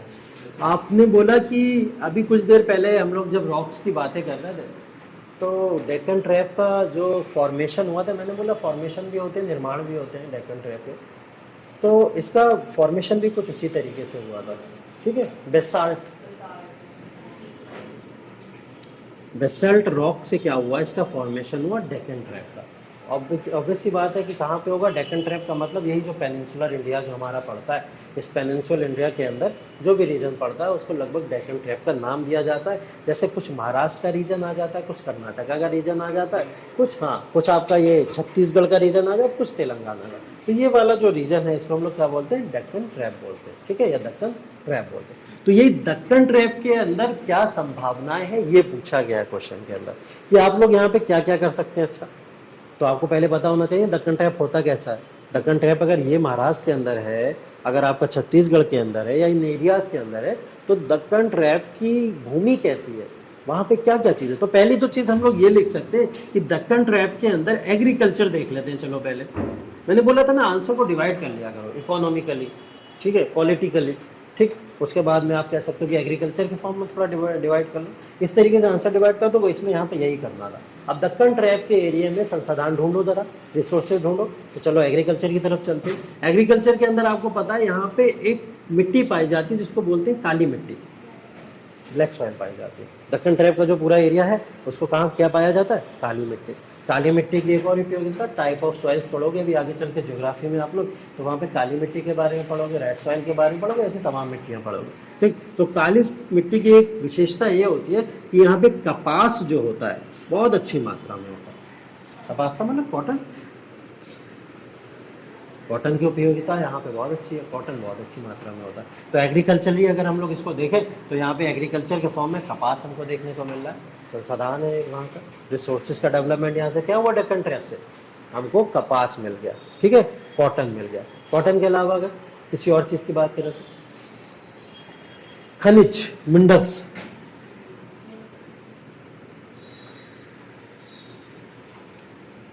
मिट्टी जो मिल रही है हमको, यहाँ से हमको बहुत सारे मिनरल्स भी मिलते हैं, खनिज भी मिलते हैं। काली मिट्टी के अंदर या दक्कन ट्रैप के अंदर अगर किसी मिनरल्स की बातें करें तो कैसे मिनरल्स यहाँ पे मिल सकते हैं। ठीक, जैसे यहाँ पे क्या होता है, अगर मिनरल्स की अगर हम लोग बातें करें ये डेक्कन ट्रैप के अंदर, तो बोला जाता है आयरन, या आयरन का यहाँ पे रिचनेस होती है, आयरन अच्छे फॉर्म में माना जाता है। ठीक है, और आयरन के बाद में बोला जाता है टिन, टिन की मात्रा बहुत अच्छी होती है यहाँ पे, टिन वाला। अब ये सब चीज़ें आप लोग पढ़ोगे अभी आगे चल के, अगर आपने ज्योग्राफी में नहीं पढ़ा तो ये सब चीज़ें पढ़ोगे। जब आप सॉइल पढ़ोगे, टाइप ऑफ सॉइल पढ़ोगे, टाइप ऑफ सॉइल के अलावा अगर आप पढ़ोगे डेक्कन ट्रैप के बारे में भी, क्योंकि आपको पढ़ना है। ठीक है, वेस्टर्न घाट, ईस्टर्न घाट भी पढ़ना है अभी आपको, शिवालिक रेंज, ठीक है, मध्य रेंज जो हमारा है, और हिमालयन रेंज है, इसके बारे में भी पढ़ना। तो जब यहाँ पढ़ोगे तो क्या यहाँ की लैंड भूमि या ये सब के बारे में नहीं पढ़ोगे, सब पढ़ोगे। तो ये सब चीज़ें इसके अंदर आपको आएंगी। तो ये दिख रहा है हमको एग्रीकल्चर के फॉर्म में, ऐसा देख लें। मिनरल्स की भी उपयोगिता बहुत अच्छी पाई जाती है, वाटर का लेवल बहुत अच्छा होता है, तो फसलें अच्छी होती हैं यहाँ पे, क्रॉप्स बहुत अच्छी होती हैं यहाँ पे। तो ये विशेषताएं अगर आपको पता है तो इन विशेषताओं को ही इसके अंदर लिखना है। ओके, ठीक है, चलो अगला क्वेश्चन देखो कौन सा है, 7वां क्वेश्चन।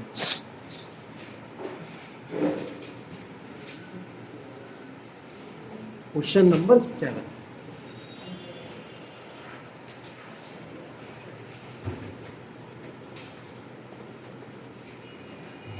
क्वेश्चन नंबर 7 में देखिए, examine the potential of wind energy in India and explain the reasons for their limited spatial spread. भारत में पवन ऊर्जा की संभावना का परीक्षण कीजिए एवं उनके सीमित क्षेत्रीय विस्तार के कारणों को समझाइए। पवन ऊर्जा का मतलब हो गया विंड पावर की बातें हो रही हैं आप, या जिसको हम लोग एनर्जी कहते हैं, विंड एनर्जी की बातें हो रही हैं, पवन ऊर्जा जिसको हम लोग बोलते हैं। ठीक है, पवन ऊर्जा या विंड एनर्जी के बारे में अगर आपसे मैं पूछूं तो विंड एनर्जी को अगर हम लोग देखें तो विंड एनर्जी का मतलब किससे है? पवन से। पवन का मतलब यूज़ किसके लिए होती है? हवाओं का, इलेक्ट्रिसिटी को बनाने के लिए खास करके हम लोग पवन का या एनर्जी का यूज़ करते हैं, ऐसी चीज़ों का यूज़ करते हैं। तो बहुत सारी ऐसी चीज़ें जहाँ पे पवन एनर्जी का या आपका विंड एनर्जी का यूज़ होता है। ठीक, तो अगर मैं आपसे पूछूं कि भारत के अंदर अगर सबसे अच्छी पवन ऊर्जा चले तो वो कहाँ पे हमको मिलती है? पूरे भारत में चले जाओ, घूम आओ पूरे भारत के अंदर जाकर और देखो कि पवन ऊर्जा सबसे अच्छी स्पीड वाली हमको कहाँ पे मिलेगी। ऐसी जगह मिलेगी जहाँ हवाएं बहुत तेज़ चल रही होंगी, ऐसी जगह मिलेगी हवाएं, हाँ, जो ऊंची जगहें होती हैं, जो प्लेटू के रीजन हो जाए, पहाड़ों के रीजन हो जाए, ऐसी जगह पे। तो ऐसी जगहों को ज़रा देख लो भारत के अंदर कहाँ कहाँ पे विंड पावर अच्छी है, विंड एनर्जी अच्छी है। तो उन विंड एनर्जी को अगर हम लोग देखें तो हमको यहाँ विंध्याचल दिखता है पर्वत, ये क्या है? विंध्याचल ही तो है, ये विंध्याचल पर्वत है, यहाँ पे हमको विंध्याचल दिख रहा है। तो इस विंध्याचल के अंदर हाँ हमको पता है कि विंड पावर जो है या विंड एनर्जी बहुत अच्छी फॉर्म में पाएगी। यहाँ पे क्या होगा? विंड एनर्जी का हम लोग यूज़ बहुत अच्छा कर सकते हैं। विंड एनर्जी के अलावा अगर हम लोग चले जाए तो ये पूरा का पूरा इधर अगर आप चले जाओ तो इसको बोलते हैं ईस्टर्न माउंटेन्स, इधर है पूरे के पूरे, जिसको हम लोग पूर्वी पर्वत बोलते हैं। तमाम पर्वत जो इधर पाए जाते हैं पूर्वी पर्वत होते हैं। पूर्व पर्वत के अलावा ये शिवालिक, शिवालिक के ऊपर मध्य और मध्य के ऊपर हिमालय, ठीक, ग्रेट हिमालय जिसको हम लोग कहते हैं। इस फॉर्म में क्या है? फॉर्मेशन होता है इनका। तो इसी फॉर्म में अगर ये सब जगहें देख लो आप लोग, चलो इस पे तो नहीं जाएंगे, ये तो बहुत ऊपर चली जाएगी, हिमालय के ऊपर नहीं जा सकते, लेकिन क्या हम लोग शिवालिक और मध्य हिमालय यहाँ तक जाके पवन ऊर्जा को नहीं इस्टेब्लिश कर सकते? बिल्कुल कर सकते। ऊंची जगहों पर जाइए, विंड पावर को लगाइए, विंड पावर जनरेशन कीजिए और विंड पावर जनरेशन से यहाँ पे उसको यूज़ कीजिए। यही तो लिखना है इस क्वेश्चन के अंदर, संभावनाएं लिखनी है कि विंड पावर को कहाँ कहाँ से संभावित फॉर्म में आप लाके और यूज़ कर सकते हैं। ठीक है, तो उसी विंड पावर की संभावनाओं को यहाँ से वो संभावनाएं देखने को मिलेगी। नीचे भी कुछ पर्वत आपको मिलेंगे, उनका भी एग्जाम पे लिख सकते हैं। ठीक है, तो उनकी संभावनाओं को यहाँ पे लिखिए और साथ में कुछ और भी पूछा है इसके अंदर, and explain the reasons for their limited spatial spread. हाँ, ये रीज़न भी पूछा है कि आपके पास संभावनाएं तो आपको दिख गई कि आप यहाँ पे विंड एनर्जी प्रोड्यूस कर सकते हैं, यहाँ कर सकते हैं, लेकिन वो कारण भी बताइए जिसकी वजह से ये लिमिटेड है हमारे यहाँ, हम बहुत अच्छे फॉर्म में विंड एनर्जी को नहीं बना पाते हैं, विंड ऊर्जा को नहीं बना पाते। ये कारण भी पूछा गया। आपको पता है कि पूरे भारत के अगर आप लोग देखें तो खास करके जो हमारा तटीय क्षेत्र है, अगर हम लोग विंड पावर की बातें करें, विंड पावर हमारी दो तरीके से हो सकती है। एक तो मैंने आपको बोल दिया माउंटेन रेंजेस जो होती है हमारी, माउंटेन या फिर जो पठार प्लेटो सिस्टम होता है हमारा, वहाँ पे मिल गया। दूसरा क्या हो गया? तटीय क्षेत्र जो हमारे होते हैं, तटीय क्षेत्र इंग्लिश में क्या बोलेंगे? हाँ, कोस्टल, हाँ बिल्कुल, कोस्टल एरियाज जो होते हैं हमारे। ठीक है, तो ये जो कोस्टल एरियाज होते हैं या हमारे माउंटेन रेंजेस, इन जगहों पे विंड एनर्जीज को पाया जा सकता है। ठीक है, अब कोई बहुत बड़ा सी शोर है, समुद्र का किनारा है, वो समुद्र किनारा तटीय क्षेत्र ही तो होगा और वहाँ हवाएं बहुत अच्छी चलती हैं। आपको याद ही होगा कि अगर आप लोग पढ़ेंगे उसके बारे में तो अभी आप पढ़ेंगे समुद्र के किनारे की हवाओं के बारे में बहुत अच्छे। तो वहाँ पे क्या होता है? विंड पावर्स को लगाया जाता है। ठीक है, तो हमारे पास में इनसे ज़्यादा तो ये वाला एरिया पता है आपको, बोला जाता है कि अप्रोक्स 7515 किलोमीटर की रेंज में भारत का, ठीक है, पूरा का पूरा कोस्टल एरिया फैला हुआ है, लगभग इतने किलोमीटर रेंज के अंदर। अब इतनी किलोमीटर रेंज के अंदर जब ये एरिया फैला हुआ तो विंड पावर बहुत अच्छी होनी चाहिए। किसी भी एक दूसरी कंट्री की अगर टेरिटरी की बात करें तो उससे कई गुना बड़ा भारत है और उस एरिया में विंड पावर की लिमिटेड, यहाँ पे लिमिटेड फॉर्म में विंड एनर्जी क्यों प्रोड्यूस हो रही है? क्या रीज़न है उसके पीछे? रीजंस लिखने हैं आपको, बच्चों वाले रीज़न एकदम, जो कति 11वीं 12वीं में पढ़ा करते थे। क्या रीज़न है? पहला रीज़न लिख दो यहाँ पे। कारण इसका ये है कि बहुत ही ज़्यादा क्या है, ये एक्सपेंडिचर होता है इसके अंदर, खर्चीला बहुत। ठीक है, खर्चीला बहुत, खर्चीला होने की वजह से, महंगा होने की वजह से कि अगर हम लोग एक पवन चक्की के फॉर्म में चल रहे हैं, अभी भी हम लोग पवन चक्कियाँ लगाते हैं हम लोग विंड पावर को प्रोड्यूस करने के लिए, और अगर हम लोग एक पवन चक्की लगाएं तो हमको करोड़ों का इन्वेस्टमेंट करना पड़ता है उसको। तो हम ऐसी पवन चक्की को लगाने के लिए किस तरीके से काम करें उसका यहाँ पे एग्जाम्पल लिखना है। खर्चीला बहुत ज़्यादा, खर्चीला होने की वजह से हम इसको नहीं कर पा रहे। ठीक है, तो पहला कारण क्या लिख दोगे इसके अंदर? खर्चीला बहुत। ठीक है, जो हमारे यहाँ डिवीज़न है ना तटीय क्षेत्रों का और माउंटेन प्लेटो की, इन सब के रीजन का, ठीक है, वो जो यहाँ पे डिवीजन है, वो डिवीजन बड़ा क्या है, इम्पैरेलल बोला जाता है। भारत के अंदर जो डिवीजन है तटीय क्षेत्रों का या फिर इनका कोस्टल रीजन का या फिर इनका, वो बड़ा इम्पैरेलल बोला जाता है। ठीक, आप तुरंत निकलिए, जैसे मैं बोलूँ कश्मीर के से आप निकल के कहाँ आएंगे, नीचे चले आइए, थोड़ा सा नीचे उत्तराखंड के अंदर आते हैं, उत्तराखंड से तुरंत यूपी में आओ, सारे पहाड़ गायब, माउंटेन्स गायब, एकदम से गायब। हम यूटिलाइज ही नहीं कर पा रहे हैं यूपी को किसी भी तरीके से, हम वहीं तक लिमिटेड रह जाते हैं, आगे बढ़ने की सोचे तो लिमिटेशन आ जाती है। तो इम्पैरेलल लैंड सिस्टम जो भारत का है, वन ऑफ द रीज़न वो है कि जिसकी वजह से हम लोग यहाँ पे उसको नहीं कर पा रहे। तो यहाँ पे क्या लिख सकते हैं हम लोग, कारण ये है कि इम्पैरेलल लैंड सिस्टम, कि कहीं पे पहाड़ मिल जाता है और कहीं पे क्या होता है, एकदम सपाट भूमि मिल जाती है। ठीक है, तो उसकी वजह से भी एक कारण यही है जिसकी वजह से ये सब चीज़ें होती है। ठीक, तीसरी चीज़ क्या है कि हमारे पास में कैपिटल की भी कमी है, पूंजी, हमारे पास में पूंजी की कमी है, जिसकी वजह से हम पूंजी की कमी की वजह से बहुत बड़े लेवल पे इसको अभी नहीं कर पा रहे हैं। ठीक, अगली चीज़ हमने बोला हम अभी भी पवन चक्कियों के ऊपर डिपेंडेंट है, न्यू टेक्नोलॉजी हमारे पास में नहीं है इससे रिलेटेड, हम अभी लेकनेस है हमारे पास में न्यू टेक्नोलॉजी की, जिसकी वजह से हम लोग यहाँ पे ऊर्जा को इस्टेब्लिश नहीं कर पा रहे। ये कारण मिल गया।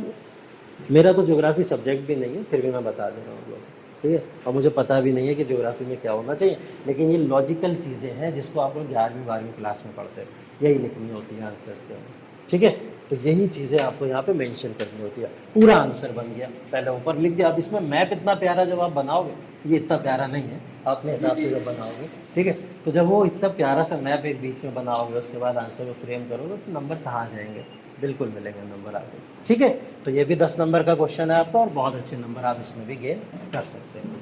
ठीक, 7 क्वेश्चन हो गए। 8वां क्वेश्चन है आपका, explore and evaluate the impact of work from home. बहुत खूबसूरत क्वेश्चन। क्वेश्चन नंबर 8 है आपका इंडियन सोसाइटी से। अब ये क्वेश्चन एक ऐसा पूछा उसने कि जिसको आप लोगों ने फील किया है। ठीक है, ये क्वेश्चन ये नहीं कि आपने कहीं पढ़ा हो या कुछ ऐसा हो, नहीं, कहीं मिलेगा ही नहीं, पढ़ डालो पूरा सिलेबस उठा के। वर्क फ्रॉम होम को आपको क्या करना है, जो आपने फील किया है इस पूरे के पूरे दौरान, उसी को यहाँ पे लिखना था। क्वेश्चन भी बड़े अच्छे से पूछा है, explore and evaluate the impact of work from home on family relationship.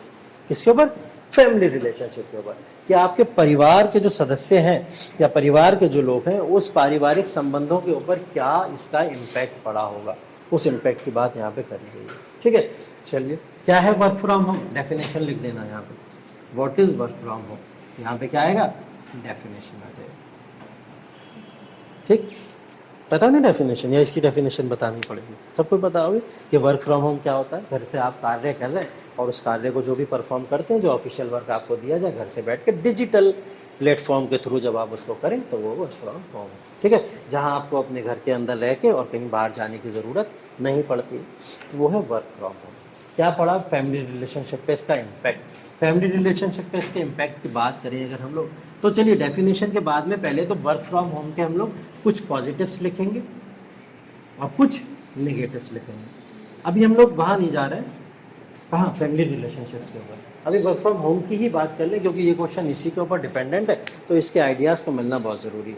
ठीक, तो ये जो वर्क फ्रॉम होम हुआ, इस वर्क फ्रॉम होम से पॉजिटिव इम्पैक्ट क्या क्या पड़े सोसाइटी के ऊपर, उसको पहले से देख लेते। ठीक है, पहली बात तो लोग जो बाहर जाया करते थे, निकल के घर से बाहर जाया करते थे, वो घर से बाहर जाके वर्क को परफॉर्म किया करते थे, तो वो परफॉर्म करने के उनकी कहीं ना कहीं जो एक्सपेंडिचर लगता था, आने जाने में जो चीज़ें होती थी, क्राउड होता था बहुत सारा, पॉल्यूशन जाता था, बहुत सब चीज़ें होती थी, ये सब इसके पॉजिटिव इम्पैक्ट है। पॉल्यूशन रिड्यूस हो गया, क्राउडनेस रिड्यूस हो गई, ठीक है, और जितने भी ये सब चीज़ें थी रिड्यूस हो गई। एक बहुत इंपॉर्टेंट फैक्टर, वो इम्पॉर्टेंट फैक्टर है विमेन। यहाँ पे विमेन को कैसे लेके आओगे, सोचो, दिमाग लगाओ। वर्क फ्रॉम होम में विमेन का योगदान सेफ्टी के पर्पज से, क्या सेफ्टी मिली विमेन को, विमेन सेफ्टी हुई ना यहाँ पे, कैसे सेफ्टी हुई, महिलाएं घर से काम कर रही हैं, घर के बाहर नहीं जा रही हैं, घर के बाहर नहीं जाएंगे तो रेप जैसी या जो भी ऐसी घटनाएं रिड्यूस होंगी कि नहीं होंगी, होंगी रिड्यूस। विमेन सेफ्टी को हम लोग बढ़ा सकते हैं, यहाँ पे हुआ था ऐसा। अगर हम लोग देखें कि महिलाएं घर से ही अगर कार्य करें और महिलाएं अगर घर से बाहर जाके कार्य करें, तो उसमें फ़र्क होता है। रेप के विक्टिम्स या रेप के ज़्यादा से ज़्यादा केसेस हमको कब देखने को मिलते हैं, जब महिलाएं घर से बाहर निकल के काम करती हैं। तो एक पॉजिटिव इम्पैक्ट में ये डाल सकते हैं। हाँ, इसका मतलब यही थोड़ी कि ज़िंदगी भर वर्क फ्रॉम होम ही करते रहे, इसके तो मेजर सरकार को सुझाने पड़ेंगे, तो शासन हमको अच्छा करना पड़ेगा, कानून व्यवस्था अच्छी करनी पड़ेगी, जिससे वर्क फ्रॉम होम करें चाहे वो वर्क फ्रॉम ऑफिस करें, उनको सिक्योरिटी मिलनी चाहिए। लेकिन एक पॉजिटिव इम्पैक्ट तो हम कह सकते हैं विमेन सेफ्टी आ सकता है इसके अंदर। दूसरी चीज़ जैसे मैंने बात करी थी नो ऑफिस, यहाँ पे ऑफिस नहीं जाना है, उसकी वजह से फ़ायदा क्या हुआ कि लोगों को अपने रिलेशनशिप्स बिल्ड करने में यहाँ पे हेल्प मिली। रिलेशनशिप बाबू सोना वाले नहीं है, ठीक, रिलेशनशिप कौन से वाले, अपने परिवार के, ठीक, अपने परिवार के सदस्यों के बीच में जब लोग रहे, तो रहने के बाद में जो एक ऑफिस वर्क में तमाम ऐसी चीज़ों में उलझे रहते थे, ऑफिस की वजह से समय नहीं मिल पा रहा, ये नहीं, बहुत सारे बहाने होते थे। अब तो माता जी के माथे पे ही बैठ के आपको काम करना है, पिताजी के माथे पे ही बैठ के काम करना है, ठीक है, तो कितना भी बच के भागोगे भाग नहीं पाओगे। तो इससे क्या होगा, एक संबंध जो थे कहीं ना कहीं टूट गए थे लोगों के बीच में, वो संबंध वापस से इस्टेब्लिश हुआ। आपको पता है ना, चाइना, नॉर्वे, स्वीडन और यूक्रेन, रशिया और जितनी भी कंट्रीज से सबसे भाग भाग के लोग भारत के अंदर आए थे, भारतीय जितने भी थे, ठीक है, जो अपने माँ बाप को छोड़ के बुढ़ापे में भाग गए थे नौकरी करने, वो सारे के सारे भाग के कहाँ गए, वापस अपने अपने घरों में लौट के आए। तो रिलेशन इंप्रूव हुए होंगे कि नहीं हुए होंगे, हुआ होगा, ठीक। चलिए ठीक है, टाइम की बात करें अगर हम लोग, टाइम बचा होगा या खराब हुआ होगा, टाइम बचा होगा। वर्क फ्रॉम होम से करने का मतलब ये होता है कि टाइम के मैनेजमेंट की अगर हम लोग बात करें, तो टाइम मैनेजमेंट यहाँ पे जो हुआ था वो कुछ इस तरीके से होता था, वो according to the person's behaviour होता था। मतलब पर्सन जैसा चाहता था उसको एक टारगेट दिया जाता था, दिन भर में तुम जितना भी काम है कर ले, जरूरी नहीं तुम 9 से लेकर 5 ही तक ऑफिस का काम करो। अगर उसको 9 से 5 भी मिलता था, वो कभी सुबह उठ के उस काम को निपटा देता था, कभी रात में बाद में निपटा देता था। तो उसके लिए टाइम की यहाँ पे ईजीनेस हो गई थी, तो टाइम की ईजीनेस कह सकते हैं यहाँ पे, ठीक। ये पॉजिटिव इम्पैक्ट बहुत सारे आप लिख सकते हो, सोचते रहना, लिखते रहना, जो अब आपके साथ में हुआ घर पे बैठे बैठे, वो सब चीज़ों को लिखते रहना, ठीक। चलिए, नेगेटिव चीज़ों में मैं बात करूंगा। एक बहुत बड़ा इशू हुआ था इस समय डिजिटल सिक्योरिटी को लेकर। सबको बोला गया कि सबको ऑनलाइन वर्क करना है, डिजिटली सबको वर्क करना है।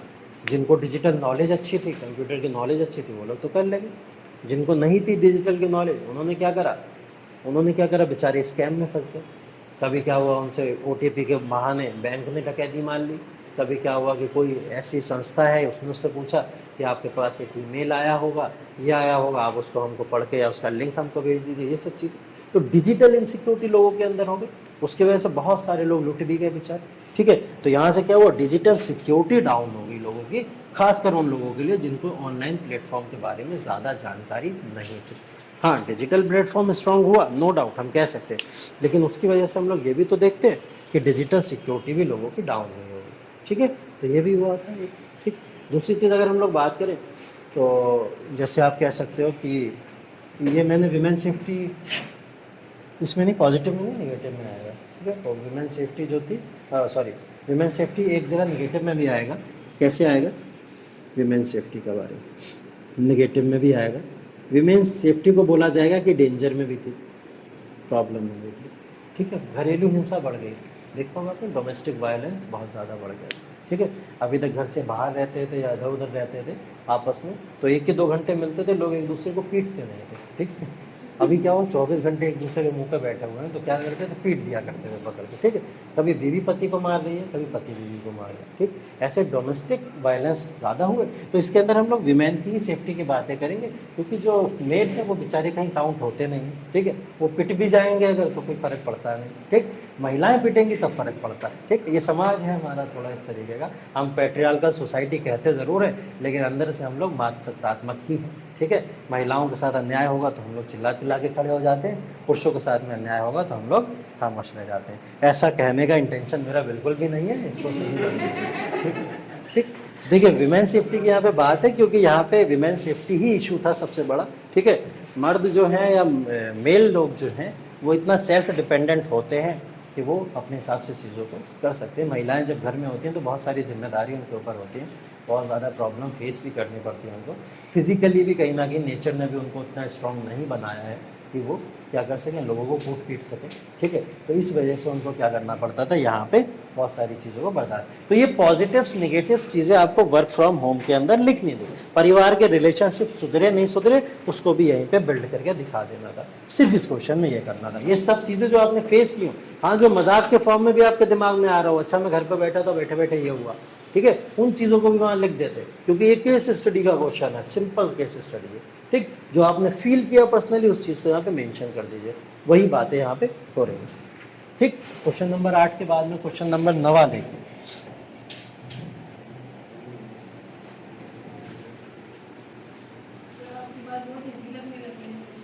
हाँ इजी लगने लगे, अच्छी बात है, इजी लगना चाहिए। कितना समय मिलता है आपको ये क्वेश्चन करने के लिए? 3 घंटे मिलते हैं ना, हाँ 3 घंटे मिलते हैं क्वेश्चन करने के लिए। कितना भी मेहनत करके हम लोग कितना भी लंबा क्लास खींचेंगे तो मैक्सिमम 1.5 घंटे के अंदर 20 क्वेश्चन निपट जाएंगे मैक्सिमम, ठीक। तो 20 घंटे के अंदर अगर GS 1 का पेपर मैं डिटेल के साथ मैं आपको समझा सकता हूँ तो आप लोग खुद यकीन मानिए इस चीज़ को कि आप लोग बहुत आसानी से उस पेपर को 3 घंटे से कम समय में लिख भी सकते हैं, बहुत आसानी से। कोई टफ नहीं है, जो बड़ा बड़ा हुआ बनाए रहते हैं इस चीज़ को कि 3 घंटे में पेपर कैसे होगा, 20 क्वेश्चन कैसे हो जाएंगे, नहीं, कुछ नहीं है ऐसा। आप बहुत आसानी से लिख सकते हैं उस पेपर को, ठीक है। सब मोहमाया है। क्वेश्चन नंबर है, वही तो बता रहा हूँ कैसे, इसी को तो बता रहा हूँ इतनी देर से मैं तुम लोग को कैसे। चलो अगला क्वेश्चन है, how is the growth of tier 2 cities related to the rise of new middle class with an emphasis on the culture of consumption. एक वर्ड यहाँ पे यूज हुआ है, देखिए, कल्चर ऑफ कंजम्पशन का।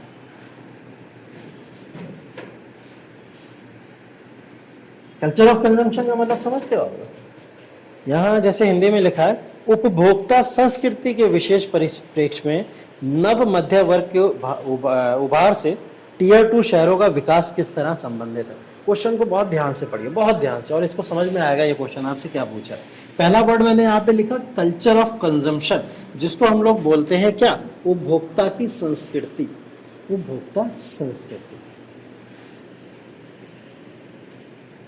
दूसरा कीवर्ड इसमें ढूंढने की कोशिश कीजिए। दूसरा कीवर्ड बोल रहा है टायर 2 सिटीज, समझ आ रहा है हमको यहाँ पे, टायर 2 सिटीज हैं। चलो यहाँ पे related to the rise of new middle class, एक वर्ड और समझ में आ गया हमको, न्यू मिडिल क्लास। ये तो है कीवर्ड इस पूरे क्वेश्चन में, ये 3 कीवर्ड्स, ठीक। अब इन 3 कीवर्ड्स में चलिए एक एक करके चीजों को समझना शुरू करते हैं। पहले बोल रहा है उपभोक्ता संस्कृति, culture of consumption. Culture of consumption, consume किया जा रहा है कुछ चीज को, उपभोग किया जा रही है कोई चीज, ठीक। अब आपके पास में अगर आपको नीड थी किसी एक बैग की, आप खरीद के लाए हैं 4 बैग, आपको नीड कितने की, एक की, लेकिन आप खरीद के कितने लाए, 4। ये क्या है, उपभोक्ता संस्कृति, ठीक है। तो उपभोक्ता संस्कृति का एक एग्जाम्पल आपको एक गाने में मिलेगा। कौन सा गाना है, गली बॉय पिक्चर आई थी, देखिए आप लोग, गली बॉय पिक्चर आई थी रणवीर सिंह की, उसके अंदर एक सॉन्ग आया था आज़ादी वाला, ठीक है, बहुत पॉपुलर हुआ था, थीम सॉन्ग था आज़ादी उसका। उसके अंदर बोला गया था, उसने उस शब्दों को यूज़ किया था कि घर में आपके 4 लोग हैं और आप कमरे 8 बना के रह रहे, घर में आपके 2 लोग हैं, गाड़ी आपके यहाँ 4 है, ठीक। वो क्या है, उपभोक्ता संस्कृति, इसको क्या बोला जाता है, उपभोक्ता संस्कृति। उस गाने में बड़े अच्छे से यूज़ किया, गाना गा के नहीं सुनाऊंगा, भाग जाओगे तुम लोग, ठीक है। तो उपभोक्ता संस्कृति या कल्चर ऑफ कंजम्पशन उसी को कहते हैं कि जहाँ पे आपको नीड थी सिर्फ एक चीज़ की और आप कंज्यूम करे कितने बैठे हैं, 4, 5, 6, इतना, ठीक है। ये है उपभोक्ता संस्कृति। चलिए, तो टायर 2 सिटीज, अरे पिक्चरें देख लेता हूँ मैं भी, कुछ तो मुझे याद हो जाता है, ठीक। हाँ मुझे भी वर्ड्स याद है पूरे, लेकिन मैं यहाँ सभ्यता के दौरान इस्तेमाल के नहीं रख सकता, ठीक है। चलिए, टायर 2 सिटीज की बातें करें तो देखिए, सिटीज जो होती है हमारी, उनको 3 टायर में डिवाइड किया गया, टायर 1, टायर 2 एंड टायर 3। ये स्ट्रक्चर है सिटीज का, ठीक। Tyre 1 cities, tyre 2 cities, tyre 1 cities बोला जाता है मेट्रोपोलियन सिटीज को। मेट्रोपोलियन सिटीज बहुत बड़े शहर जहाँ की जनसंख्या बहुत बड़ी होती है। कितनी जनसंख्या, लगभग 10 लाख से प्लस, ठीक है। यहाँ की जनसंख्या, जब जहाँ की बड़ी जनसंख्या, उनको क्या बोला जाता है, टायर 1 की cities metropolitan city, metropolitan cities बोला गया कि उनके ऊपर इतना प्रेशर पड़ा है, इतना प्रेशर पड़ा है कि वो अब आगे चल के दिल्ली के अंदर देखोगे ना जाके जगह जगह पे लोग घुसे पड़े, जगह नहीं है दिल्ली के अंदर। दिल्ली क्या है, मेट्रोपोलियन सिटी है, ठीक है, उसके अंदर जगह नहीं है इतनी कि लोग रह पाए, कहाँ रहेंगे, रोजगार भी कब तक दें लोगों को, ठीक है। तो वो मेट्रोपोलियन सिटी पे इतना प्रेशर हुआ, इसने बोला कि ये इसका रीजन तो एक ये है कंजम्पशन, जो कल्चर जो है कंजम्पशन है। अब किसी को एक मकान की जरूरत है कि बना के रह लेता, जगह जगह प्रॉपर्टी डाल के रखी लोगों ने, दूसरे लोग भी नहीं बस पा रहे हैं वहाँ पे, तो ये कंजम्पशन कल्चर और कंजम्पशन एक रीजन। इसकी वजह से सारा का सारा प्रेशर किसके ऊपर आ गया, अब टायर 2 की सिटीज के ऊपर। टायर 2 की सिटीज जो होती है जिनकी पॉपुलेशन 10 लाख से कम होती है लेकिन फिर भी 1 लाख से ऊपर होती है मानी जाती है, जैसे लखनऊ एक अच्छा एग्जाम्पल माना जाता है। लखनऊ क्या है, मेट्रोपोलियन सिटी नहीं है, ठीक है, लेकिन क्या है, एक ऐसी सिटी है जिसके अंदर इसको टायर 2 की सिटीज की कैटेगरी में रखा जा सकता है। मतलब ये टायर सेकेंडरी टाइप की सिटीज हैं। इन सिटीज के अंदर बहुत बड़ा दिल्ली जैसा पॉपुलेशन नहीं है, लेकिन उसके बावजूद भी ये लोग क्या कर सकते हैं, उन सिटीज की जो भी कमियां हैं उनको फुलफिल कर सकते हैं।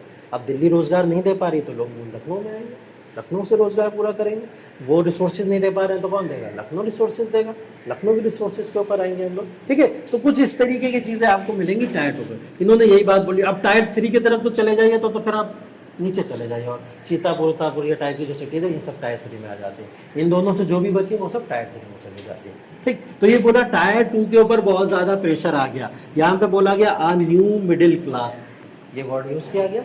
तो बोला टायर 2 की जो सिटीज़ होती हैं वो टायर 2 की सिटीज़ भी 3 तरीके से क्लासीफाई होती हैं। एक होती हैं अपर मिडिल क्लास सिटीज़, एक होती हैं सिर्फ और सिर्फ जिनको हम लोग कहते हैं न्यू मिडिल क्लास सिटीज़, और एक होती हैं लोअर मिडिल क्लास सिटीज़। इसका क्लासिफिकेशन करना था। इसमें से प्रेशर किसके ऊपर आ रहा है सबसे ज़्यादा, इन वाले के ऊपर आ रहा है, ठीक है। इसका एग्जाम्पल क्या है, जैसे लखनऊ का मैंने आपको एक एग्जाम्पल दिया, ठीक है। इस टाइप की सिटीज़ किसके अंदर आ जाती है, इसके अंदर। अब इसके अंदर आप 100 चीज़ें लिख सकते हो, एम्प्लॉयमेंट, बेरोजगारी, ये तमाम समस्याओं को ऐसी सिटीज़ क्या सॉल्व नहीं कर रहे हैं, कर लेंगे। तो सारा प्रेशर कहाँ उनके ऊपर से कहाँ आ रहा है, इन लोगों के ऊपर आ रहा है। तो बस इसी क्वेश्चन को यहाँ पूछा गया था, किसकी वजह से आ रहा है, रीज़न क्या है, ये इसको बस इस आंसर में लिखवा है, मात्र 150 शब्दों के अंदर, ठीक है। इसी को यहाँ लिखते, ठीक। अगला क्वेश्चन देखिए, ट्राइब से रिलेटेड है, शायद ट्राइब है जनजाति, ओके।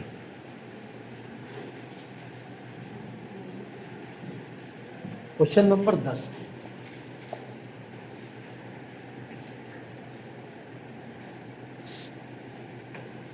चलिए कुछ समय पहले क्लास लिया था मैंने आपको, ट्राइबल कम्युनिटीज़ के बारे में बताया था, उसके बारे में, और मैं उसी समय बोल रहा था आपसे ट्राइब से रिलेटेड एक क्वेश्चन आएगा ज़रूर इस बार मेंस में, तभी बोला था मैंने आपसे, और ये क्वेश्चन आया है इस बार। अब ट्राइबल कम्युनिटी की जब यहाँ पे बात की जा रही है तो बहुत ही सोच समझ के यहाँ पे ट्राइब से क्वेश्चन को पूछा गया। क्वेश्चन पढ़िए पहले, ठीक। पूछा गया, given the diversities among tribal communities in India, in which specific context should they be considered as a single category। Bharat के अंदर जब पढ़ोगे ट्राइब्स के बारे में, हजारों सैकड़ों में ट्राइब्स है, ठीक, सैकड़ों में ट्राइब्स हैं, लेकिन उसके बाद भी इसने ये पूछा है कि इतनी विविधता समुदाय में है जनजातियों के, उसके बाद भी हमको ये चीज़ देखने को मिलती है कि हम लोग इनको एक श्रेणी में रख सकते हैं, सिंगल कम्युनिटी में रख सकते हैं। बहुत विविधताएं हैं इनके अंदर, अलग अलग ट्राइब्स, सबके कल्चर अलग अलग होते हैं, बहुत सारे अलग होते हैं। अगर आप थारू के ऊपर चले जाइए, वो क्या है, रावण की पूजा करते हैं, ठीक है। भील जनजाति की तरफ चले जाइए, रावण को गालियाँ देते हैं। तो हैं तो दोनों ट्राइब्स, लेकिन क्या कर रही हैं, अलग अलग कस्टम से, अलग अलग तरीके से फॉलो कर रहे हैं चीज़ों को। तो इन्हीं ट्राइब्स के बारे में पूछा था। अब इन ट्राइब्स के बारे में तुरंत क्या करते, एक ऐसा कुछ मैप बना देते, जैसा भी आप मैप बना पाते, उस मैप के अंदर नदर्न इंडिया लिखते, सदर्न इंडिया लिखते, ईस्टर्न इंडिया लिखते, वेस्टर्न इंडिया लिखते, ठीक। नदर्न इंडिया के अंदर कुछ भी याद होता, जैसे कश्मीर और लद्दाख के अंदर एक जनजाति पाई जाती है जिसको बोलते हैं बकरवाल जनजाति। ये तो ट्राइब्स पढ़ोगे आप तो आपको ट्राइब्स में मिलेगा। इंडियन सोसाइटी पे जाओगे ना, क्योंकि ये इंडियन सोसाइटी का क्वेश्चन है, कहाँ का, इंडियन सोसाइटी का क्वेश्चन है, तो वहाँ पे टाइप्स ऑफ ट्राइब्स भी हैं, तो बहुत सारी ट्राइब्स के बारे में वहाँ पता भी लगेगी। तो यहाँ पे जब जाओगे तो आपको क्या मिलेगा, बकरवाल जनजातियाँ मिलेंगी कश्मीर लद्दाख के रीजन के अंदर, ठीक है। तो इसके बाद में अगर थोड़ा सा मैं ईस्टर्न इंडिया की तरफ चलाऊँ, पूर्वी भारत के ऊपर, तो मेघालय घालय, ये जो असम का रीजन है, इन सब की जगह पे कौन कौन पाया जाता है, गारो, खासी, ठीक है। इस टाइप की जनजातियाँ यहाँ मिल जाएंगी हमको, ये सब हम लोग यहाँ पे देख लेते, ठीक। यहाँ पे मिली जाती, खासी वो खांसने वाला नहीं, ठीक है, ये खासी जनजाति होती है, ठीक। तो यहाँ पे एक जनजाति पाई जाती है। ठीक है, चलिए वेस्टर्न इंडिया की तरफ गुजरात पड़ता है। गुजरात के अंदर एक जनजाति पाई जाती है, उसको कहते हैं कोल जनजाति। एक कोल जनजाति का यहाँ पे कोई एग्जाम्पल दे देते हैं, कोल जनजाति का यहाँ पे कोई एग्जाम्पल दे देते हैं। ये वेस्टर्न इंडिया के अंदर आ गया। मिडिल इंडिया की बातें कर लें हम थोड़ी सी। मिडिल इंडिया के अंदर भील की बात करी मैंने, मध्य प्रदेश या इन सब चीज़ों में भील पर जनजाति पाई जाती है। ठीक है, भील के अलावा थोड़ा सा अगर ऊपर यहाँ पे देखें हम लोग थारू वारू पाए जाते हैं। यहाँ पे थारू जनजाति एक होती है हमारी, थारू जनजाति पाई जाती है यहाँ पे। तो इस टाइप की जनजातियाँ यहाँ पे पाई जाती है। ठीक है, यहाँ पे अगर हम लोग आ जाएं तो ये सदर्न इंडिया के अंदर एक जनजाति पाई जाती है, इसको गोंड कहते हैं। गोंड जनजाति थोड़ी सी इधर नीचे उतर। ये एक डायग्राम बना देते इतने अच्छे से तो वो आपको बहुत काबिल समझ जाए। सिर्फ 2-4 जनजातियों के नाम याद रखने से आप बहुत काबिल हो जाते हैं। हाँ, क्वेश्चन समझो ना क्या पूछ रहा है। एक ये ट्राइबल कम्युनिटीज जो भारत के अंदर हैं, ट्राइब्स जो हैं भारत के अंदर, इतनी सारी ट्राइब्स होते हुए भी हम लोग उनको सिंगल प्लेटफॉर्म पे कैसे रख सकते हैं, ये पूछ रहा है से बहुत सारी। अब मैंने बता दिया, पहले तो आप उनके क्वेश्चन को ही उतार दो। उनका क्वेश्चन क्या था, पूरे भारत के अंदर बहुत सारी ट्राइब्स हैं, देखो यहाँ ये है, यहाँ ये है, यहाँ ये है, यहाँ ये है। आपने उन्हीं के क्वेश्चन को लिख दिया डायग्राम के फॉर्म में, वो समझ गया, चलो ये मेरा क्वेश्चन समझ गया। इसमें बहुत सारी ट्राइब्स को अलग अलग लिख दिया। अब उन्होंने बोला क्या है, इतनी सारी ट्राइब्स अलग अलग होते हुए भी हम उनको एक सिंगल प्लेटफॉर्म पे कैसे लेके आए। हाँ, सिंगल प्लेटफॉर्म या सिंगल कम्युनिटी हम उसको कैसे मान सकते हैं। वो सिंगल कम्युनिटी के फॉर्म में अगर हम लोग बात करें तो वो सिंगल कम्युनिटी में आप इतनी सारी ट्राइब्स को कैसे रखेंगे बताइए। पीवीटीज, हाँ पीवीटीज होता है पहली बात तो। चलिए कैसे रखेंगे, वो तो अलग हो गई ना, उसके अंदर तो हम डिवीजन कर देते हैं पीवीटीज के अंदर। हाँ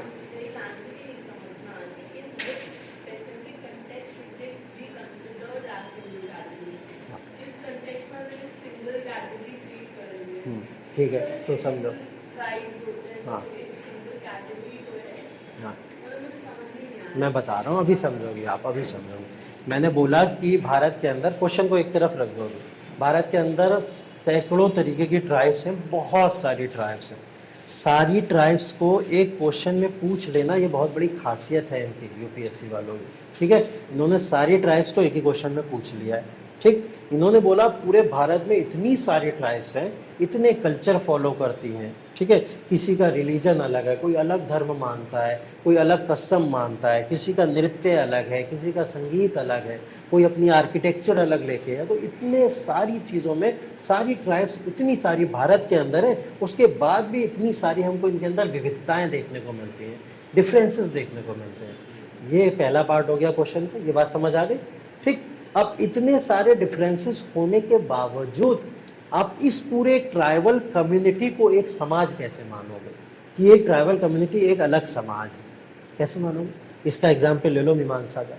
मीमांसा के अंदर तमाम कम्युनिटी, तमाम रिलीजन के, तमाम सेक्ट के लोग बैठे हुए, लेकिन ओवरऑल सब हैं तो मीमांसियंस ही हैं। उस जब मीमांसियंस की बात करें तो आप किसी धर्म की बात नहीं करोगे ना, आप किसी पंथ की बात नहीं करोगे, किसी सेक्ट की बात नहीं करोगे ना, तो आप अपने आप को मीमांसियंस ही कहोगे। तो ये सब चीज़ें आपको एक प्लेटफॉर्म पे कैसे लेके आए, एजुकेशन की वजह से। एक एजुकेशन ही तो है, आप यहाँ पे एजुकेशन प्राप्त करने आए, आपका टारगेट एजुकेशन लेना था, अब उसकी वजह से एक प्लेटफॉर्म पे आए। यही पूछ रहा है यहाँ पे, कह रहा है कि ये सब एक प्लेटफॉर्म पे कैसे रखोगे आप इनको। ठीक, हाँ, ट्राइबल लोग एग्रीकल्चर पे डिपेंडेंसी बहुत रहती है। एग्रीकल्चर से अच्छा भी अगर मैं एक वर्ड यूज़ करूँ यहाँ पे तो वो है फॉरेस्ट्री। उससे भी अच्छा अगर वर्ड यूज़ करें तो फॉरेस्ट्री हो सकता है। तमाम ट्राइब जितनी भी हैं भारत के अंदर, सबकी सब एग्रीकल्चर पे रहे ना रहे, लेकिन फॉरेस्ट पे जरूर डिपेंडेंट है। ठीक है, फॉरेस्ट का मतलब जंगल की लकड़ियाँ काट के जंगल की लकड़ियों को उपयोग करना जानते हैं वो लोग, क्योंकि जंगल में ही निवास करते हैं, फॉरेस्ट में ही निवास करते हैं। तो सबसे अच्छा एग्जाम्पल, एक प्लेटफॉर्म पर सारे लोग आ गए कहाँ पे, फॉरेस्ट्री से। कॉमन तो सब में फॉरेस्ट्री है, सभी लोग फॉरेस्ट्री को कॉमन में मान रहे हैं, लगभग फॉलो कर रहे हैं। ठीक, तो फॉरेस्ट्री आ जाएगी। फॉरेस्ट्री जो एग्रीकल्चर आप कह रहे हो, हाँ मेजर ऑफ द एग्रीकल्चर के फॉर्म में भी हम इसको ले सकते हैं। जैसे अगर एग्रीकल्चर में आओगे तो वो लोग थोड़ा सा अलग इस फॉर्म में ले जाएंगे कि अच्छा शिफ्टिंग कल्टीवेशन की शायद ये बात कर रहा होगा, लेकिन शिफ्टिंग कल्टीवेशन सारी जनजातियाँ करती भी नहीं है। ठीक है, सब करती भी नहीं, तो वो उसको थोड़ा अलग ले जा सकता है। फॉरेस्ट्री लिख दो, एक कॉमन वर्ड है, इसमें सभी लोग सेम है। ठीक, बहुत सारे कल्चर अलग हैं, डिफरेंसेस हैं, बहुत सारे कस्टम्स अलग हैं, लेकिन कल्चर एंड परंपरा के नाम पे इन सबको एक कहा जा सकता है, क्योंकि ये अपनी कल्चर और परंपरा कभी नहीं छोड़ते हैं, कस्टम्स कभी नहीं छोड़ते हैं अपने, अलग हो सकते हैं लेकिन कभी क्या कोई छोड़ते नहीं छोड़ते। अगर ये किसी भगवान को पूज रहे हैं तो पूजेंगे, ज़रूर पूजेंगे, आप नहीं हटा सकते, पूजेंगे जरूर, ठीक। इनमें आपको कोई नास्तिक नहीं मिलेगा, नहीं मिलेगा। इनके कल्चर इनके लिए सर्वोपरि होते हैं, इनके परंपरा इनके लिए सर्वोपरि होती है, ये चीज़ हो सकती है। ये भी इनको एक प्लेटफॉर्म पर सेम लेके चली आ रही है, ठीक। तीसरी चीज़ अगर मैं बात करूँ तो मैं इनकी बात करूँगा ड्रेसिंग सेंस की या ड्रेस स्टाइल वगैरह की, जिसको हम लोग कहते हैं आभूषण। उसमें एक हो सकते हैं सब लोग, भले से अलग अलग तरीके के लोग पहनते होंगे, कुछ पत्ते बांधते होंगे, ठीक, कुछ मुकुट लगा के रहते होंगे, ठीक है, और कुछ लोग क्या करते होंगे, हो सकता है सिर्फ कपड़े जो है हल्के फुल्के कपड़े पहनते हैं, या हो सकता है कुछ लोग प्रॉपर कपड़े पहनते हैं, लेकिन सब जो भी पहनते हैं उन सब में आभूषण या ड्रेसिंग सेंस कुछ ना कुछ तो होता है, जो आपको देख के ही पता लग जाएगा अच्छा ये ट्राइबल एरिया का है, ये ट्राइबल रीजन का पर्सन है, उससे पता लग जाएगा ना। तो इनके वस्त्र, इनके आभूषण एकदम अलग होते हैं, गहनों को यूज़ करते ही करते हैं, अलग तरीके के गहने भी इनके होते हैं, एकदम होते हैं, ठीक। चौथी चीज़ आप इनको अगर डिवाइड कर सकते हो तो इनके फूड के बेसिस पे डिवाइड कर सकते हो, भोजन।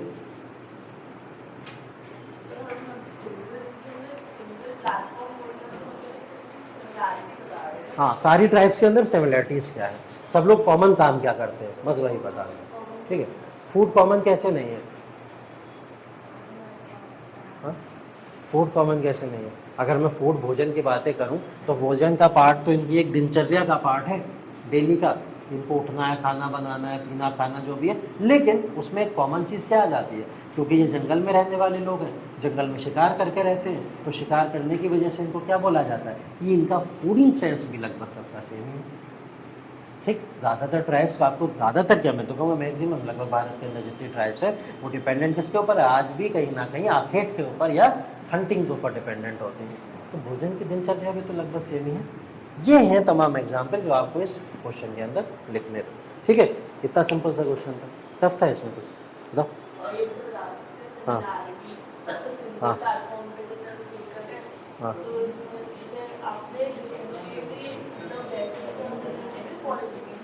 हाँ हाँ, बिल्कुल बिल्कुल एकदम, हाँ हाँ हाँ, एकदम एकदम एकदम एकदम, और फिर हाँ, सोशली आपने सारे ट्रेडिशनल ड्रेसेस, ऑर्नामेंट और फूड वगैरह बता दिया है, सोशियो कल्चर कह दो इसको, और हाँ फिर हाँ, पॉलिटिकली हम ऐसे बोल सकते हैं कॉन्स्टिट्यूशनल, एकदम वेरी गुड, बहुत अच्छा पॉइंट है, आप इसको एकदम यहाँ पे ऐड कर सकते हो कि कॉन्स्टिट्यूशनली भी तो ये लोग एक ही प्लेटफॉर्म पे हैं सबके सब। हम लोग ने इनको अलग से schedule caste and schedule tribe areas they रखे हैं ना, खास करके एसटीज जो आप लोग पढ़ते हैं, ठीक है। तो यहाँ पे हमने दे रखा ना इनको शेड्यूल ट्राइबल एरियाज जो हमने दे रखा है, तो सभी को तो दिया, अलग अलग जनजातियों को ढूंढ ढूंढ के थोड़ी दिया, हमने तो शेड्यूल ट्राइब एरिया सभी को दिया। तो कॉन्स्टिट्यूशनली भी ये लोग सेम प्लेटफॉर्म पे। हाँ, ये बहुत अच्छा तरीका है आंसर को लिखने का, इस आंसर को खास करके लिखने का। पहले आप लिख दो कि इकोनॉमिकली ये लोग कैसे सेम प्लेटफॉर्म पे हैं, ठीक। दूसरी तरीके में लिख दो सोशियो कल्चरली ये लोग किस तरीके से एक प्लेटफॉर्म पे हैं। इन दोनों की तो बातें मैंने कर ली थी, यहाँ पे आपको मिल गई। और तीसरा क्या लिख सकते हैं, पॉलिटिकली भी ये लोग किस तरीके से एक प्लेटफॉर्म के ऊपर है, ठीक है। तो ये पॉलिटिकली भी आप लोग लिख सकते हैं। चलो एक और वो ऐड करते हैं, एक और ऐड कर देता हूँ मैं, टेक्निकली या टेक्नोलॉजिकली। टेक्नोलॉजिकली भी ये लोग एक तरीके से, दोनों लोग एक ही प्लेटफॉर्म पे कैसे हैं, उसके पीछे के अगर कारण की या रीज़न की बात करें, बैठ जाइए ऑफिस में आता हूँ मैं। तो कैसे बात करेंगे हम लोग टेक्नोलॉजिकली इसकी, टेक्नोलॉजिकली हम लोग ऐसे बात करें इसकी। आपको पता है कि जितनी भी ट्राइब्स है वो सारी की सारी ट्राइब्स मॉडर्नाइजेशन से अलग है, एकदम टेक्नोलॉजी से अलग है एकदम। वो इन सब चीज़ों को ना बिलीव करती हैं ना मानती हैं। क्या आधुनिकवाद या भौतिकवाद इन सब चीज़ों को ये लोग मानते हैं क्या? नहीं मानते। टेक्नोलॉजिकली ये लोग तो अलग है ना, इन लोग को इन सब चीज़ों से मतलब ही नहीं।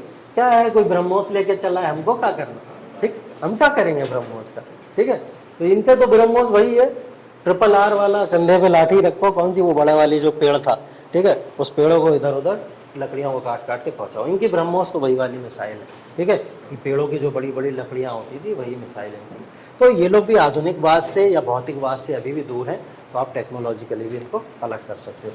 कितने क्वेश्चन हो गए? 10 क्वेश्चन हो गया। कितना समय हो गया है इसमें देख के बताओ। 1 घंटा 15 मिनट। चलो आगे क्वेश्चन बहुत छोटे छोटे हैं क्योंकि 250-250 वर्ड में है ना, ठीक है छोटे।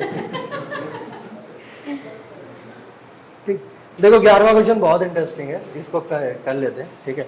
11वां क्वेश्चन बहुत अच्छा है हमारा।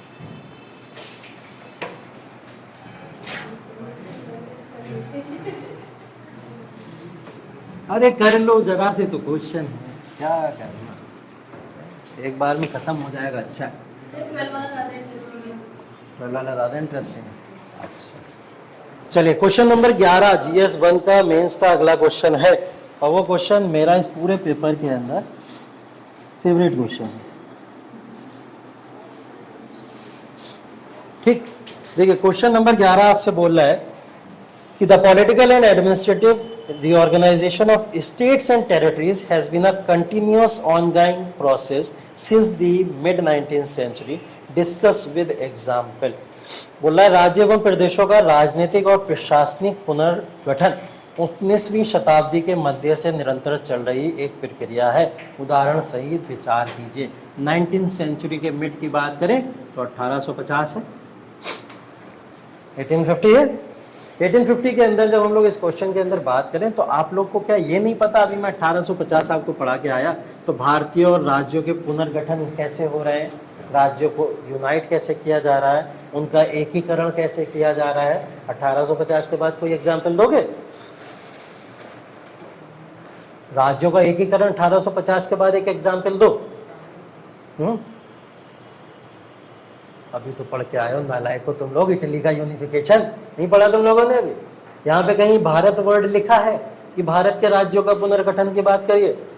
कहीं भी लिखा? पूरे क्वेश्चन को पढ़ो ध्यान से जरा, बताओ कहीं भी लिखा? राज्य एवं प्रदेशों का राजनीतिक और प्रशासनिक पुनर्जागरण 19वीं शताब्दी के मध्य से निरंतर चल रही एक प्रक्रिया है। बस यही तो गलती करते तुम लोग। यहाँ पे कहीं पे भी आपको इंडिया दिख रहा है? नहीं दिख रहा है ना, तो इसके सिलेबस में वर्ड हिस्ट्री भी तो है ना बालकों बालिकाओं, है ना? तो वर्ड हिस्ट्री जब इसके सिलेबस में है तो वर्ड हिस्ट्री से भी तो क्वेश्चन आ सकता है। अब बहुत सारे लोग बोल रहे हैं वर्ड हिस्ट्री से एक भी क्वेश्चन नहीं आया। ये है वर्ड हिस्ट्री का क्वेश्चन, पूरे यूट्यूब पे हंगामा मचा है, वर्ड हिस्ट्री से इस बार कुछ नहीं आया। ठीक, ये है वर्ड हिस्ट्री का क्वेश्चन, ठीक है। तो वर्ड हिस्ट्री से क्या हंगामा? 1850 के बाद में जो वर्ड हिस्ट्री का क्वेश्चन यहाँ पे पूछा गया वो यही पूछा गया। मिक्स कर दो इसमें और अच्छा है, बहुत अच्छा आंसर। अगर आपको वर्ड हिस्ट्री पे कमांड है तो वर्ड लिखो, इंडियन हिस्ट्री पे कमांड है तो इंडियन लिखो। वर्ड हिस्ट्री पे कमांड की बात करें तो आप लोग क्या लिखोगे? इटली का यूनिफिकेशन, ठीक है। इटली का यूनिफिकेशन का जर्मनी अभी है देखने वाले हम लोग, तो जर्मनी का यूनिफिकेशन ये सब 1850 के बाद हो रहा है यूरोप के अंदर। यूरोप में पुनर्जागरण चल रहा है 1850 के बाद, मिड 18th सेंचुरी। बहुत बताने की जरूरत नहीं है, वर्ड हिस्ट्री बहुत पढ़ा आप लोगों ने अभी तक। ठीक, इसके बाद में चलो मैं कह रहा हूँ इंडियन हिस्ट्री की बातें कर लो। इंडियन हिस्ट्री की बातें करेंगे तो ये 1857 का रिवोल्ट नहीं आ गया? इसके बाद 1857 के रिवोल्ट के बाद में 1861 का एक्ट और 62 का एक्ट आपको याद होगा, उसके अंदर आदेश आ गया था डिपो से रिलेटेड। और डिपो की बात जब हुई थी तो यहाँ पे इंडियनाइजेशन की बात हुई थी, और जब इंडियनाइजेशन की बात हुई तो पोर्टफोलियो सिस्टम, ऑफिशियल सिस्टम और तमाम डिपार्टमेंटल सिस्टम को बनाने की बात हुई। और जब ये डिपार्टमेंटल सिस्टम बनेंगे तो कैसे बनेंगे? राज्यों को पुनर्गठित करके और तमाम राज्यों के बंटवारे करके, मतलब राज्यों को अलग अलग तरीके से अलग अलग अधिकार में दे देने से। तो यहाँ पे क्या हुआ? अंग्रेजों ने इंडिया का क्या किया था? राज्यों को और स्टेट को यहाँ पे डिवाइड करना यहाँ से शुरू कर दिया था, जिसके अंदर 1905 का एक एग्जाम्पल देखते हो, बंगाल का विभाजन। आगे चल के वो बंगाल के विभाजन में कन्वर्ट हुआ। तो यहाँ से आप डिफरेंसेस देखोगे इस चीज में। इंडियन हिस्ट्री में भी लिख सकते हो, वर्ल्ड हिस्ट्री में भी लिख सकते हो। समझदार लोग आधा इसमें लिखेंगे और आधा इसमें लिखेंगे, ठीक है, दोनों में लिखेंगे, जिससे वो क्या पूछना चाहते थे वो क्या नहीं पूछना चाहते थे। उन्होंने जानबूझ के कंफ्यूज किया है वो, कि आप देखते हैं कहाँ तक आपका दिमाग जाता है, कि आप इंडियन हिस्ट्री में फंसे रह जाते हो या वर्ल्ड हिस्ट्री में चले जाते हो। इसलिए इस क्वेश्चन को पूछा गया। अभी मैंने बोला था ना इटली का यूनिफिकेशन इनडायरेक्ट फॉर्म में पूछेगा, ये वो फॉर्म है इनडायरेक्ट फॉर्म में पूछना। अभी तो मैंने क्वेश्चन जो आपको लिखने के लिए दिया वो क्या है? डायरेक्ट फॉर्म का क्वेश्चन है, लेकिन इनडायरेक्ट फॉर्म में कैसे पूछेगा? ऐसे पूछेगा। ठीक, क्वेश्चन नंबर 11। चलो 12 कौन कह रहा था अच्छा क्वेश्चन है? हाँ, करंट अफेयर्स बात की थी मैंने, बार बार आएगा क्वेश्चन। अशोका स्तंभ पढ़ा रहा था आप लोगों को, और अशोका स्तंभ की बातें कर रहा था, बार बार बोल रहा था अशोका स्तंभ से क्वेश्चन नहीं पूछेगा, सिंबल से क्वेश्चन पूछ लेगा। कुछ भी पूछ सकता हो। यहाँ पे यही किया उसने, कुछ अलग नहीं किया है और वही क्वेश्चन को उसने अशोका स्तंभ के फॉर्म में पूछ लिया। देखिए क्वेश्चन नंबर 12, 11 हो गया ना, अच्छा सॉरी 12 वाला वो 13 है, सॉरी। हाँ क्वेश्चन नंबर 12 जो है, क्वेश्चन नंबर 12 पूछा गुप्ता और चोला से रिलेटेड। चलो ठीक है, गुप्ता एंड चोला, ठीक। Gupta and Chola empire, Gupta empire बहुत डिटेल में बात करी थी हम लोग ने, बताया कि जो गुप्ता एम्पायर जब भारत के अंदर आया तो उस एम्पायर की बातें हो रही हैं जिस एम्पायर ने, जब भारत जो था एंशियंट इतिहास से मध्यकालीन की तरफ कन्वर्ट हो रहा था, तो उस साम्राज्य को हम लोग क्या बोलते हैं, गुप्ता एम्पायर बोलते हैं। यहाँ पे क्वेश्चन में करना क्या है, discuss the main contribution of Gupta period and Chola period to Indian heritage and culture. Bharat की विरासत किसके फॉर्म में पूछ रहा है, इंडियन हेरिटेज एंड कल्चर के फॉर्म में ये क्वेश्चन को पूछा जा रहा है। इंडियन हेरिटेज और कल्चर के फॉर्म में जब पूछ रहा है तो भारत की विरासत की बातें कैसे करोगे, यहाँ पे बताओ जरा। भारत की विरासत की बातें कौन लिख के गया, इस समय में चीनी यात्री एक आया था, कौन आया था, फायान आया था, आया था इस समय। फायान ने बहुत सारी बातें लिखी गुप्ता एम्पायर के बारे में, कि गुप्ता एम्पायर के अंदर क्या होता था, गुप्ता एम्पायर के अंदर महिलाओं को आज़ादी थी कि महिलाएं दूसरा विवाह कर सकती थी, पुनर्विवाह की आज़ादी थी उनको। यहाँ पे ये भी आज़ादी थी कि लोग अपने रोजगार के लिए स्वयं इतना ज़्यादा कुशल थे कि वो अपने रोजगार को ढूंढ के स्वयं कर सकते थे। गुप्ता एम्पायर एक सेकुलर एम्पायर था जिसके अंदर हिंदू मुस्लिम तमाम एम्पायर जितने भी लोग रहते थे वो सबको संरक्षण दिया करते थे। आपको उसके दरबार के अंदर हिंदूज भी मिल जाएंगे, मुस्लिम भी मिल जाएंगे। ये सब क्या है, इंडियन हेरिटेज एंड कल्चर। इस समय के कुछ कंस्ट्रक्शन लिख दीजिए, वास्तुकला आर्किटेक्चर की बातें कुछ कर लीजिए कि गुप्ता एम्पायर के अंदर क्या क्या चीज़ों का यहाँ पे बनाया गया हुआ। गुप्ता को सेम लिखना है, सेम चोला के बारे में लिख देना, चोला एम्पायर के बारे में लिखना है। चोला तो अभी आपने पीछे भी पढ़ा और अभी आगे भी उसी चीज़ों को कहीं ना कहीं तोड़ मरोड़ के थोड़ा सा मैनेज करके यहाँ पे मेंशन कर देना था, तो वो उसका हेरिटेज और कल्चर नहीं आ जाएगा क्या, चोला का हेरिटेज और कल्चर आ जाएगा। तो ऐसे ही गुप्ता का हेरिटेज कल्चर, ऐसे चोला का हेरिटेज कल्चर, दोनों को मिला के यहाँ पे लिख के कंक्लूड कर देना है कि गुप्ता और चोला एम्पायर भारतीय इतिहास और भारतीय कला एवं संस्कृति या भारत की विरासत के लिए बहुत ही इम्पोर्टेंट थे, जिन्होंने भारत की कला को या संस्कृति को एक नई दिशा दी। ठीक है, इसको लेते हुए कंक्लूजन करके समाप्त कर देना था। ये क्वेश्चन नंबर 12 हो जाता है, समाप्त हो जाता है। ठीक, क्वेश्चन नंबर 13,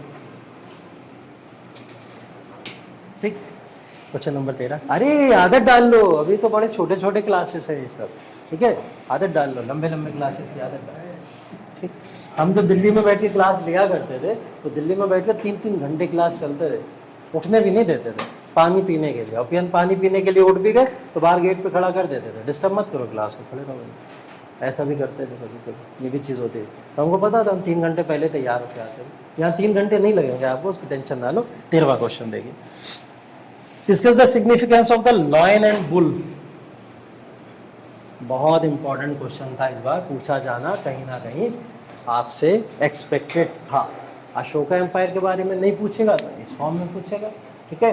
तो आपको ये बात पता है, लॉयन एंड बुल का सिग्निफिकेंस लिखना है अब आपको जानवरों का सिग्निफिकेंस लिखना है।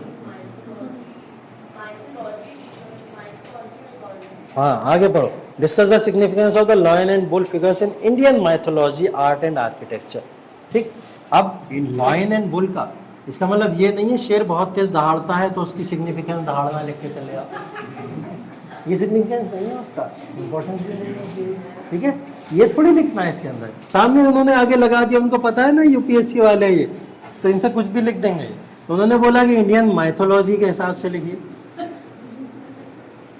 ठीक, बोले Indian mythology, art and architecture के हिसाब से ही लिखना, बस, इसके अलावा घूमने की जरूरत नहीं है। ठीक, चलिए, ठीक, जैसे अभी चीता आया भारत के अंदर, चीता की ड्रेस पहन के रिपोर्टर बैठ गए चीते के बारे में बताने कि चीता क्या क्या कर सकता है, चीता कितनी तेज़ स्पीड पकड़ सकता है, चीता कहाँ कहाँ इंसान से तेज़ भाग लेगा, बुलेट से तेज़ भाग लेगा, गाड़ियों से तेज़ भाग लेगा, ठीक है। ये सब चीज़ें बताना उन्होंने शुरू कर दिया। एक बार उन्होंने ये नहीं बताया कूनो नेशनल पार्क क्यों जाना जाता है, कूनो नेशनल पार्क में चीतों को लाके छोड़ा गया था। एक बार ये भी बता देते कूनो नेशनल पार्क में छोड़ा गया, तो कूनो नेशनल पार्क की जो विशेषता है, हम सब क्या पूछेगा यूपीएससी, कूनो नेशनल पार्क के बारे में पूछ लेगा, ठीक है।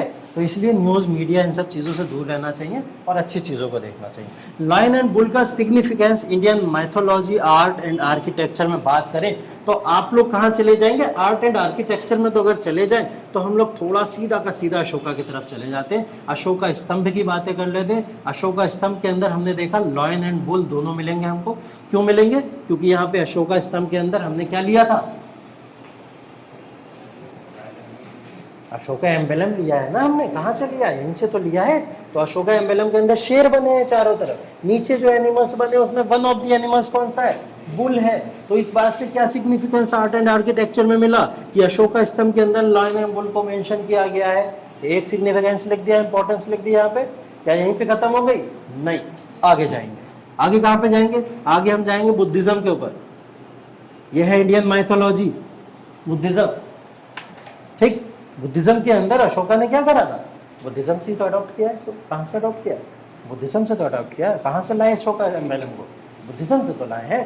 तो बुद्धिज्म की अगर बात करें तो भगवान बुद्ध के बारे में अगर हम बात करें तो भगवान बुद्ध के बारे में कहीं ना कहीं शेर का उनके साथ में कुछ कनेक्शन बताया जाता है, बर्थ सिंबल बताया जाता है। क्यों बताया जाता है? अब एक क्वेश्चन याद करो। मैंने आप लोग को एक दिन क्लास ले रहा था।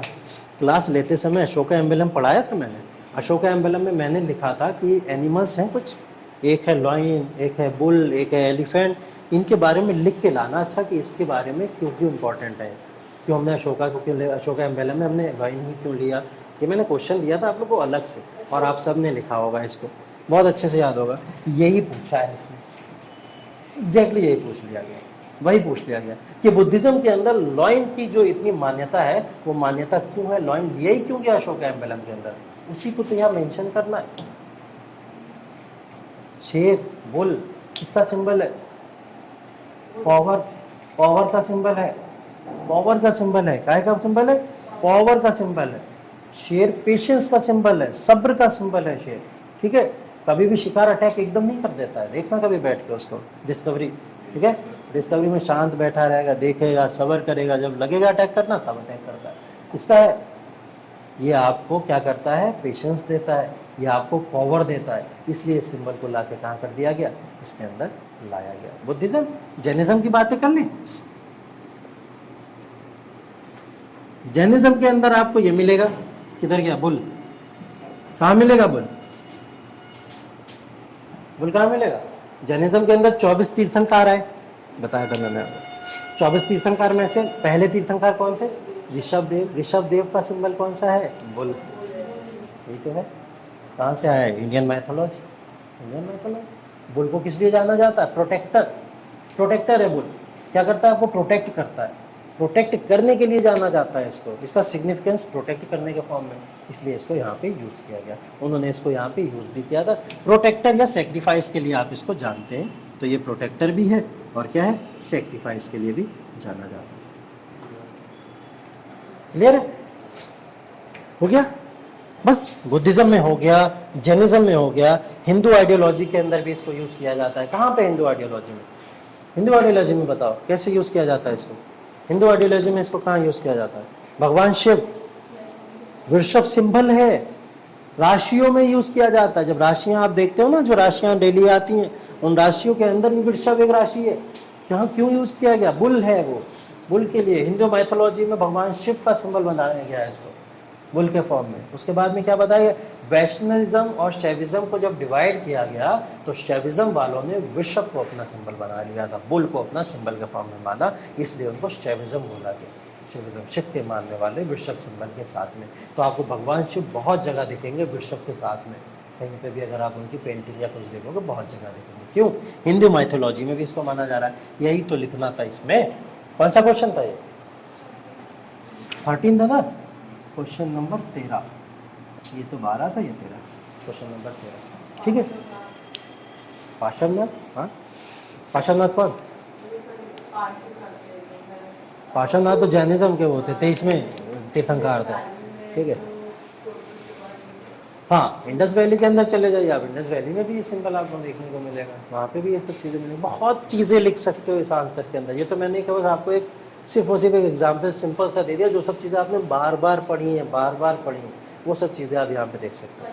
ठीक, कंक्लूड इसको ऐसे ही करना है कि इंडियन माइथोलॉजी या आर्ट एंड आर्किटेक्चर में ये दोनों सिंबल बहुत इंपॉर्टेंट है। इनका सिग्निफिकेंस आज के समय में अगर हम लोग देखें तो जैसा प्रेजेंट टाइम में अशोका एम्बेलम को जब अडॉप्ट किया गया तो अगेन फिर पार्लियामेंट की बिल्डिंग के ऊपर हमने उसको एक अच्छे फॉर्म में फिर से एक्सेप्ट किया, तो आज भी उसकी रिलेवेंस उतनी ही है जितनी रिलेवेंस पुराने टाइम में हुआ करती थी। ये कंक्लूजन।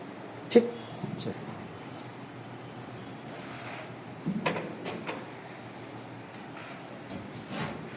12 क्वेश्चन,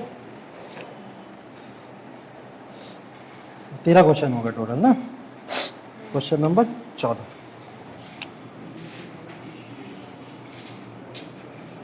ठीक है चलिए। हाँ, क्वेश्चन नंबर 14 हमसे क्या बोल रहा है? बोल रहा है what are the forces that influence ocean current. कौन सी फोर्सेस हैं जो ओशियन करंट को इन्फ्लुएंस करती हैं? Describe their role in fishing industry of the world. इनके रोल को फिशिंग इंडस्ट्री के वर्ल्ड में यूज करिए। बताइए कितना अच्छा क्वेश्चन। ओशियन करंट्स की बातें कर रहा है, एक तरफ ओशियन की बातें कर रहा है, ओशियन करंट्स की बातें कर रहा है, और ओशियन करंट्स को फिशिंग इंडस्ट्री से इन्होंने ऐड किया। ठीक, तो पहले तो आपको समझना जरूरी है कि ओशियन करंट्स क्या होते हैं, या ओशियन करंट्स की बातें में बातें की जा रही है, मतलब समुद्री धाराओं की बातें की रही है। ठीक है, what are the forces that influence ocean current. कौन सी फोर्सेज हैं जो ओशियन करंट्स को इन्फ्लुएंस करती हैं? प्रभाव कौन सी ऐसी चीज़ें हैं जो ओशियन करंट्स पर डालती हैं? समुद्र में बहने वाली धाराओं को ओशियन करंट कहा जाता है। समुद्री धाराएं जिनको हम लोग कहते हैं, हवा की वजह से जो सब चीज़ें होती हैं। बहुत सारी पवनें नहीं रहती हैं, कौन कौन सी पवनें हो सकती हैं? जैसे व्यापारिक पवनें होती हैं, ट्रेड विंड्स कहते हैं जिसको हम लोग, पछुआ पवनें होती हैं, ईस्टर्लीज कहते हैं जिसको हम लोग। ये सब क्या है? ये सब ओशियन करंट्स ही तो है। ओशियन करंट्स क्या है? ईस्टर्लीज हो गया या आपकी ट्रेड विंड्स हो गया, ये सब ईस्टर्लीज है। तो इसके बारे में पूछा क्या गया? इसके बारे में पूछा गया है आपसे कि फोर्सेस वो जो है जो इन्फ्लुएंस करें ओशियन करंट्स को, उन फोर्सेस के बारे में लिखिए। अब समुद्र के अंदर हवाएं चल रही हैं, वो क्या कर रही हैं? इन्फ्लुएंस कर रही हैं इसको, तो विंड्स लिख दीजिए। समुद्र के अंदर जो विंड्स चल रही हैं वो इसको इन्फ्लुएंस कर रही हैं। समुद्र के अंदर की जो लवणता है, लवणता किसको कहते हैं अंग्रेजी में? क्या वर्ड यूज होता है उसके लिए बताओ बिल्ला?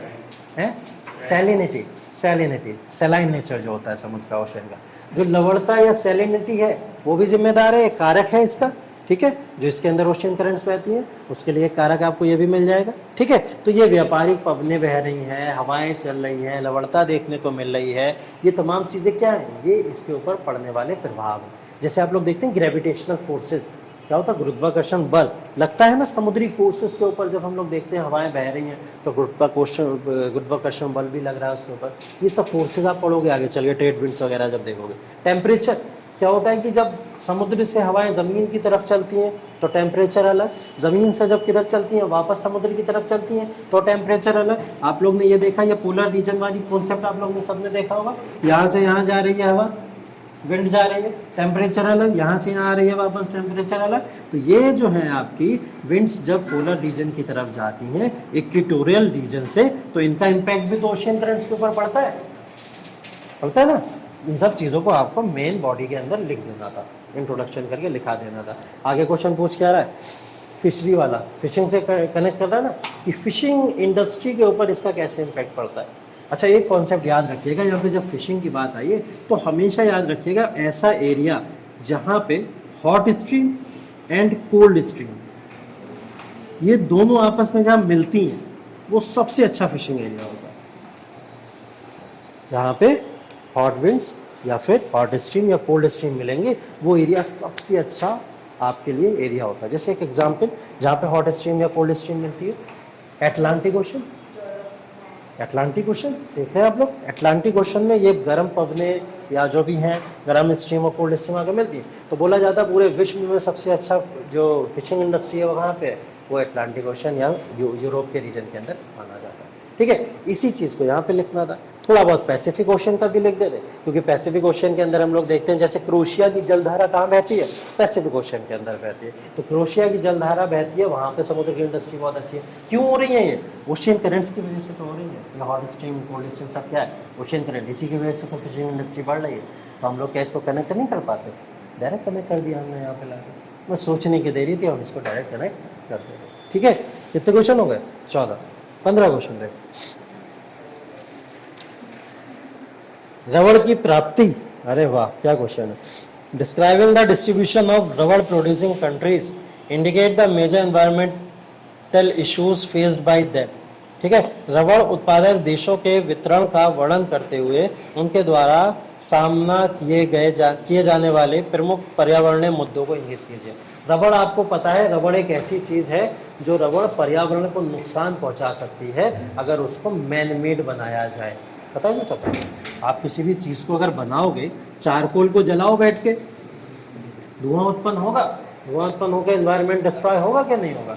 तो इस क्वेश्चन के अंदर यही पूछा जा रहा है कि रबड़ की प्राप्ति के लिए या रबड़ को गेन करने के लिए आपको क्या करना पड़ता है, पर्यावरण का नुकसान करना पड़ता है आर्टिफिशियल रबड़ के लिए। जब आप आर्टिफिशियल रबड़ बनाओगे तो क्या करना पड़ेगा आपको, पर्यावरण का लॉस करना पड़ेगा। तो क्या आर्टिफिशियल रबड़ को हम रोक नहीं सकते, हमको नेचुरल रबड़ से, लेकिन नेचुरल रबड़ से हमारा काम नहीं हो रहा है।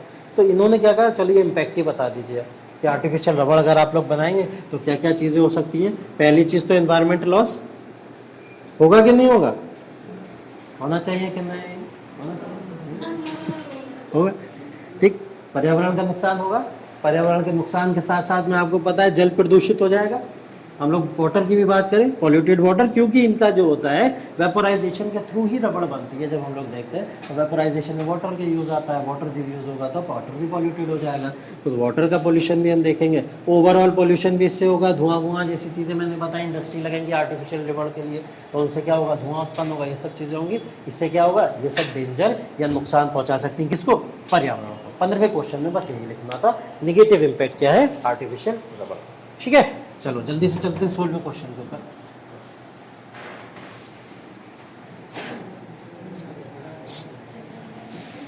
क्वेश्चन नंबर 16, स्थल संधि और जल संधि सुना है कभी?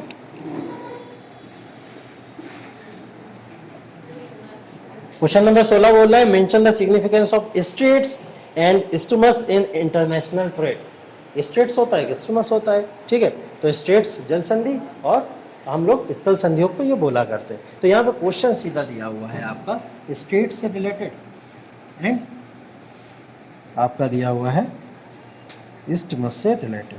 ठीक है, तो ये है आपकी एक जल संधि, एक है स्थल संधि।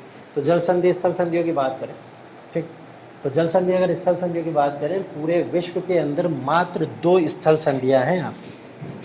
कौन कौन सी है, कोई बताएगा? पूरे विश्व के अंदर सिर्फ 2 ही स्थल संधि है हमारे पास में।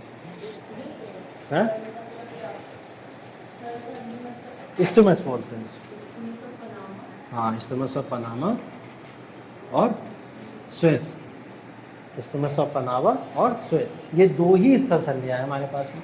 अब स्टेट्स तो बहुत सारी आपकी हो सकती हैं। आपने मलक्का स्टेट के बारे में भी सुना है, ठीक है, मलक्का स्टेट के बारे में सुना। और कौन सी, जिब्राल्टर नाम सुना होगा, जिब्राल्टर स्टेट भी बनती है। तो इस स्टेट के अंदर जैसे जिब्राल्टर हो गई, ठीक है, और एक मलक्का स्टेट हो गई।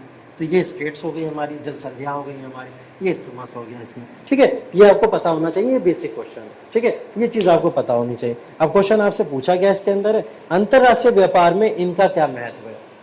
अंतर्राष्ट्रीय व्यापार में इनका क्या महत्व है, अंतर्राष्ट्रीय व्यापार में इनका महत्व कैसे लिखोगे आप जैसे आ जाओ, एक एग्जाम्पल दे रहा हूँ सिर्फ जिब्राल्टर वाला, बाकी आप लोग खुद देख लेना आगे चल के क्या क्या चीज़ें। ज्योग्राफिकल बेसिस पे क्वेश्चन है।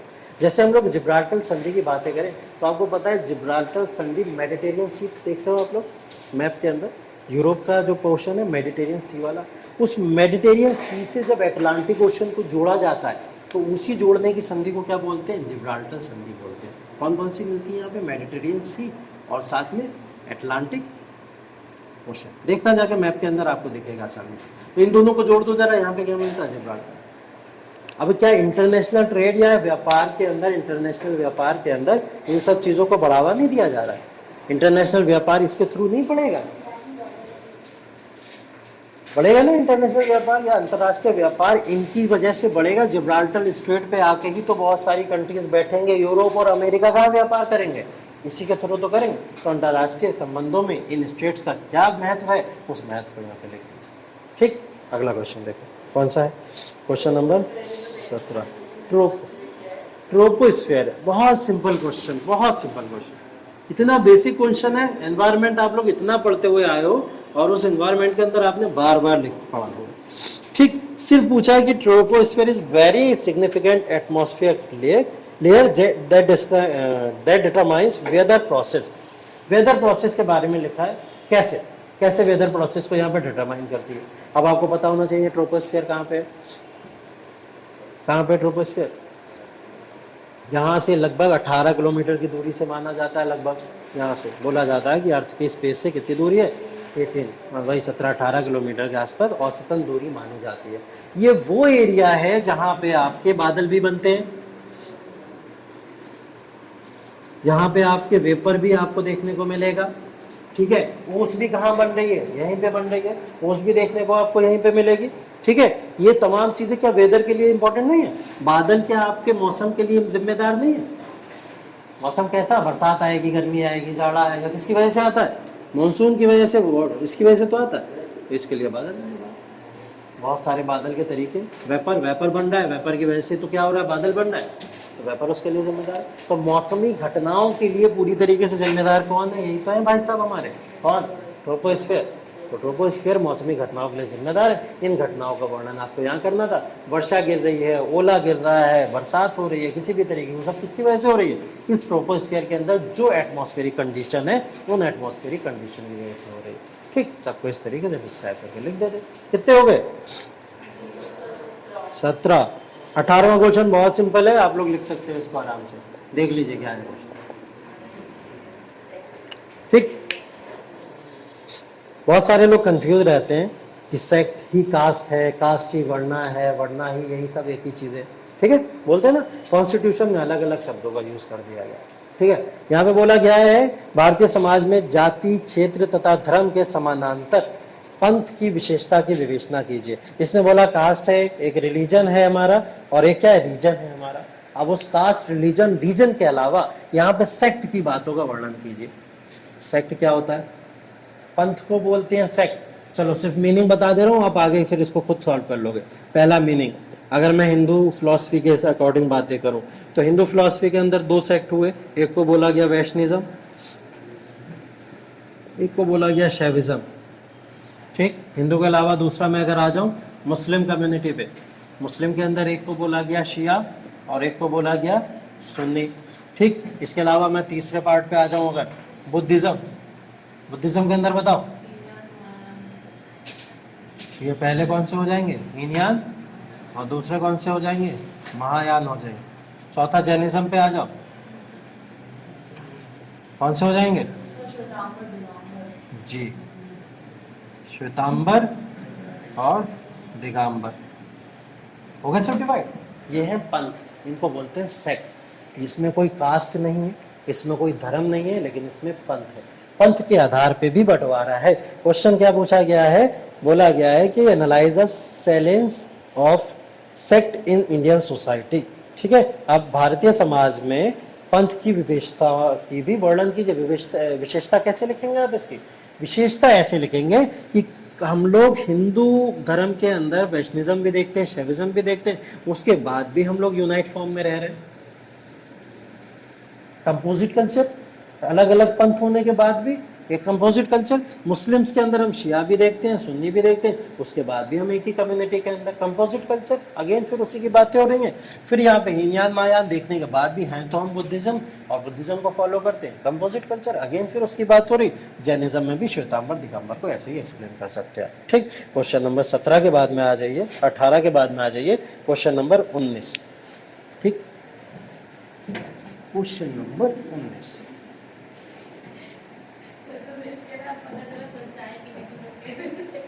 पता चल गया ना, इसीलिए 10 मिनट दिए।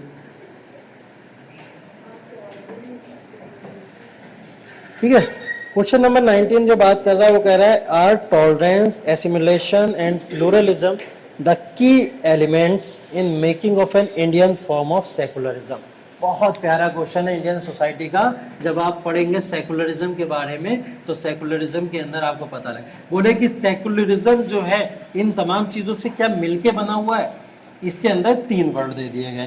पहला दे दिया गया है टॉलरेंस, दूसरा दे दिया गया है एसिमिलेशन, और तीसरा दे दिया गया है प्लूरलिज्म। ये 3 वर्ड दे दिया, बोला कि सेकुलरिज्म इससे मिलकर बना हुआ है। क्वेश्चन का मतलब यही था कहने का, लेकिन पूछा क्या है, क्या बताइए, तर्क संगत उत्तर दीजिए। मतलब आप अब इस उत्तर को कैसे देंगे, जस्टिफाई करेंगे। प्रूव करेंगे कि हाँ इसी से मिलकर बना हुआ है। उन्होंने बता दिया, अब आपको क्या करना, सिर्फ प्रूव करना। तो मैं यहाँ पे टॉलरेंस की बातें करूँ, टॉलरेंस का मतलब क्या होता है, टॉलरेंस का मतलब सहिष्णुता को कहते हैं। सहिष्णुता का मतलब क्या होता है, ना आप गलत ना मैं गलत, दोनों सही। ठीक, अगर आप हिंदू फिलोसफी को मान रहे हैं आप अपनी जगह सही, मैं मुस्लिम को मान रहा मैं अपनी जगह सही, वो क्रिश्चियन को मान रहा वो अपनी जगह सही, आप सिखिज्म को मान रहे हैं आप अपनी जगह सही, मैं पारसी हूँ अगर तो मैं अपनी जगह सही। तो अपनी जगह सब सही है, कोई गलत नहीं है कहीं पे भी। तो जो जहाँ पे है वो सही है। टॉलरेंस का मतलब एग्जैक्टली होता है कि स्वीकार करना, एक्सेप्ट करना। वो जो एक्सेप्टेंस की पावर आपके अंदर जब आ जाए तो उसी को क्या कहते हैं, हम लोग टॉलरेंस कहते हैं। ये क्या सेकुलरिज्म का सबसे बड़ा एग्जाम्पल नहीं है? बिल्कुल है, सेकुलरिज्म में सबसे बड़ी एग्जाम्पल तो टॉलरेंस ही को माना गया। ठीक, दूसरी बात चलो हम लोग कर लेते हैं एसिमिलेशन। एसिमिलेशन का मतलब होता है किसी भी चीज को अपने अंदर समाहित कर लेना और क्या करना, सारी की सारी चीजों को एब्जॉर्ब कर लेना। एब्जॉर्ब करने के लिए हम लोग क्या एब्जॉर्ब कल्चर को, इंडियन कल्चर को नहीं करे हुए। इंडियन कल्चर तो भाई तमाम रिलीजन से मिलकर बना हुआ है। हम तो हिंदुज्म, जैनिज्म, बुद्धिज्म तमाम कल्चर को अपने अडॉप्ट करे हुए, हर एक कल्चर को मानते, हर एक कल्चर को स्वीकार करे हुए, इंडिया के आइडिया को स्वीकार करे हुए। ठीक है, जैसे अभी एक डिबेट उठी थी, कौन सी डिबेट उठी थी, गांधी जी का जो एक भजन है बहुत पॉपुलर वाला, कौन सा भजन, सुबह सुबह उठ के जो भजन गाया करते थे, जो बताओ कौन सा भजन गाते थे गांधी जी 1930 के अंदर, जब नमक सत्याग्रह करा, आंदोलन करा, तो उसी भजन को गाते हुए निकले थे। रघुपति राघव राजा राम, ठीक है, ईश्वर अल्लाह तेरो नाम, ये भूल गए तुम लोग, बदतमीजो। चलो, तो ये वाला जो रघुराम, ये जो है, ये पूरा का पूरा जो भजन है रघुपति राघव राजा, इसके ऊपर डिबेट उठ गई अभी।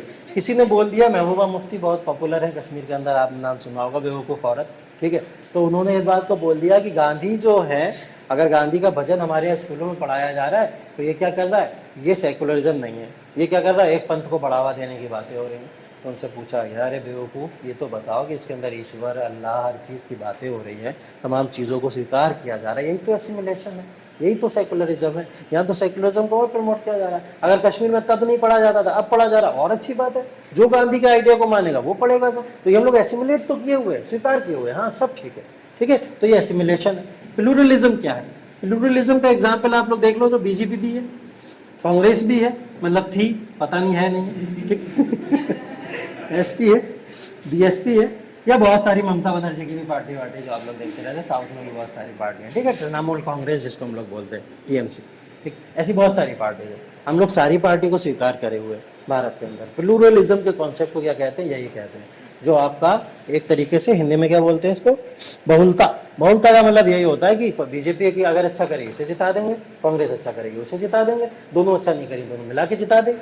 ठीक है, क्या करेंगे, हमारे अंदर ये बहुलता है। ठीक है, तो हम क्या करते हैं, कभी कभी कोalition भी तो बनवा देते हैं, ठीक है, तो दोनों को मिला के जिता देते हैं। तो ये प्लूरलिज्म का कॉन्सेप्ट भी हमारे अंदर है, हम इस कॉन्सेप्ट को भी देख लेते हैं। ठीक है, तो उसके बाद में चलिए अंतिम क्वेश्चन, अंतिम पड़ाव के ऊपर आते हैं, इसके बाद में इसको खत्म करेंगे। 20वां क्वेश्चन, चलो 20वां क्वेश्चन यहीं पे लिख देता हूँ। 20वां क्वेश्चन देखिए, कुछ ग्लोबलाइजेशन से रिलेटेड दिख रहा है। Elucidate the relationship between globalization and new technology in a world of scarce resources with special reference to India. Special difference to India के बारे में दो वर्ड यहाँ पे बोले गए, एक बोला गया ग्लोबलाइजेशन और एक बोला गया न्यू टेक्नोलॉजी।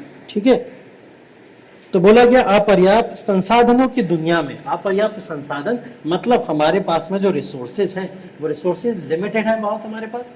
उस लिमिटेड रिसोर्सेज के होने के बावजूद जब ग्लोबलाइजेशन आया, न्यू टेक्नोलॉजी वर्ल्ड के अंदर आई, तो इन सब के आने से रिसोर्सेज लिमिटेड फॉर्म में भी इंडिया के अंदर इतने सारे लोगों में कैसे बढ़ गई, इसके बारे में पूछ रहा है।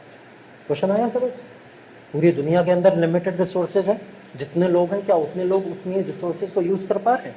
नहीं कर पा रहे हैं, कुछ लोग भूखे मर जा रहे हैं, हो रहा है ना, बहुत सारी चीज़ें हो रही हैं। तो लिमिटेड रिसोर्सेज है, सबको सब चीज़ें नहीं मिल पा रही हैं। तो लिमिटेड रिसोर्सेज की दुनिया में ग्लोबलाइजेशन का आना और ग्लोबलाइजेशन के साथ साथ में न्यू टेक्नोलॉजी का आ जाना, क्या उससे इंडिया के लिमिटेड रिसोर्सेज सभी लोगों के बीच में बढ़ गई आपस में? क्या इससे कुछ ऐसा हुआ? तो इसके अंदर कुछ एग्जाम्पल आपको देने पड़ेंगे। जैसे हमको पता है कि एलपीजी रिफॉर्म्स जब आए, तो एलपीजी रिफॉर्म्स आए हुए कितने साल हो गए? 30 साल से ज़्यादा हो गए, 30 साल से ज़्यादा हो गए। एलपीजी रिफॉर्म्स की वजह से भारत के अंदर एक एग्जाम्पल अगर मैं दूं तो सोलर एनर्जी का कॉन्सेप्ट आया। सोलर एनर्जी का कॉन्सेप्ट का मतलब टेक्नोलॉजी, नई टेक्नोलॉजी भारत को देखने को मिली, नई टेक्नोलॉजी देखने को मिली। एग्रीकल्चर के फील्ड में भी आज बहुत सारी चीज़ें आप लोग लिख सकते हैं। यहाँ मैं सोलर एनर्जी का एग्जांपल दे रहा हूँ कि उन 30 सालों में हमने सोलर एनर्जी को देखा और सोलर एनर्जी ग्लोबलाइजेशन की तरफ से भारत के अंदर आई और जो रिसोर्सेज हमारे लिमिटेड फॉर्म में थी, इलेक्ट्रिसिटी जो हम सबको दे नहीं पाते थे, कहीं ना कहीं विंड एनर्जी हमारे पास में, जैसे अभी पीछे ही बात करी है मैंने, ठीक है, जिससे हम लोग पावर को जनरेट कर रहे थे, पावर हम लोग इतने फॉर्म में नहीं जनरेट कर पा रहे, तो हमने क्या ऑप्शन ढूंढा, मैंने बोला था ना हमारे पास खर्चा ज़्यादा है, सोलर हमारे का एक्सपेंडिचर बहुत हो जाता है, तो हम क्या कर सकते हैं, इतनी इलेक्ट्रिसिटी को प्रोड्यूस नहीं कर सकते। तो हम जब नहीं कर सकते तो दूसरा मौका, दूसरा तरीका ढूंढेंगे। हमको विंड एनर्जी से नहीं मिली तो हम किससे पैदा करेंगे यहाँ से, तो हमने सोलर एनर्जी को यूज़ किया।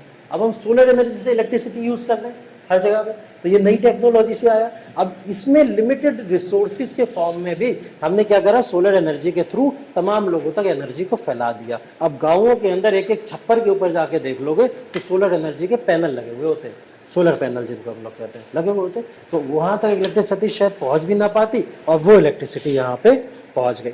ये रिलेशनशिप ही तो दिखाना है हमको ग्लोबलाइजेशन और न्यू टेक्नोलॉजी में इंडिया के रेफरेंस की। ठीक, ये आपके 20 क्वेश्चन थे, समाप्त हो गए। बहुत बहुत धन्यवाद।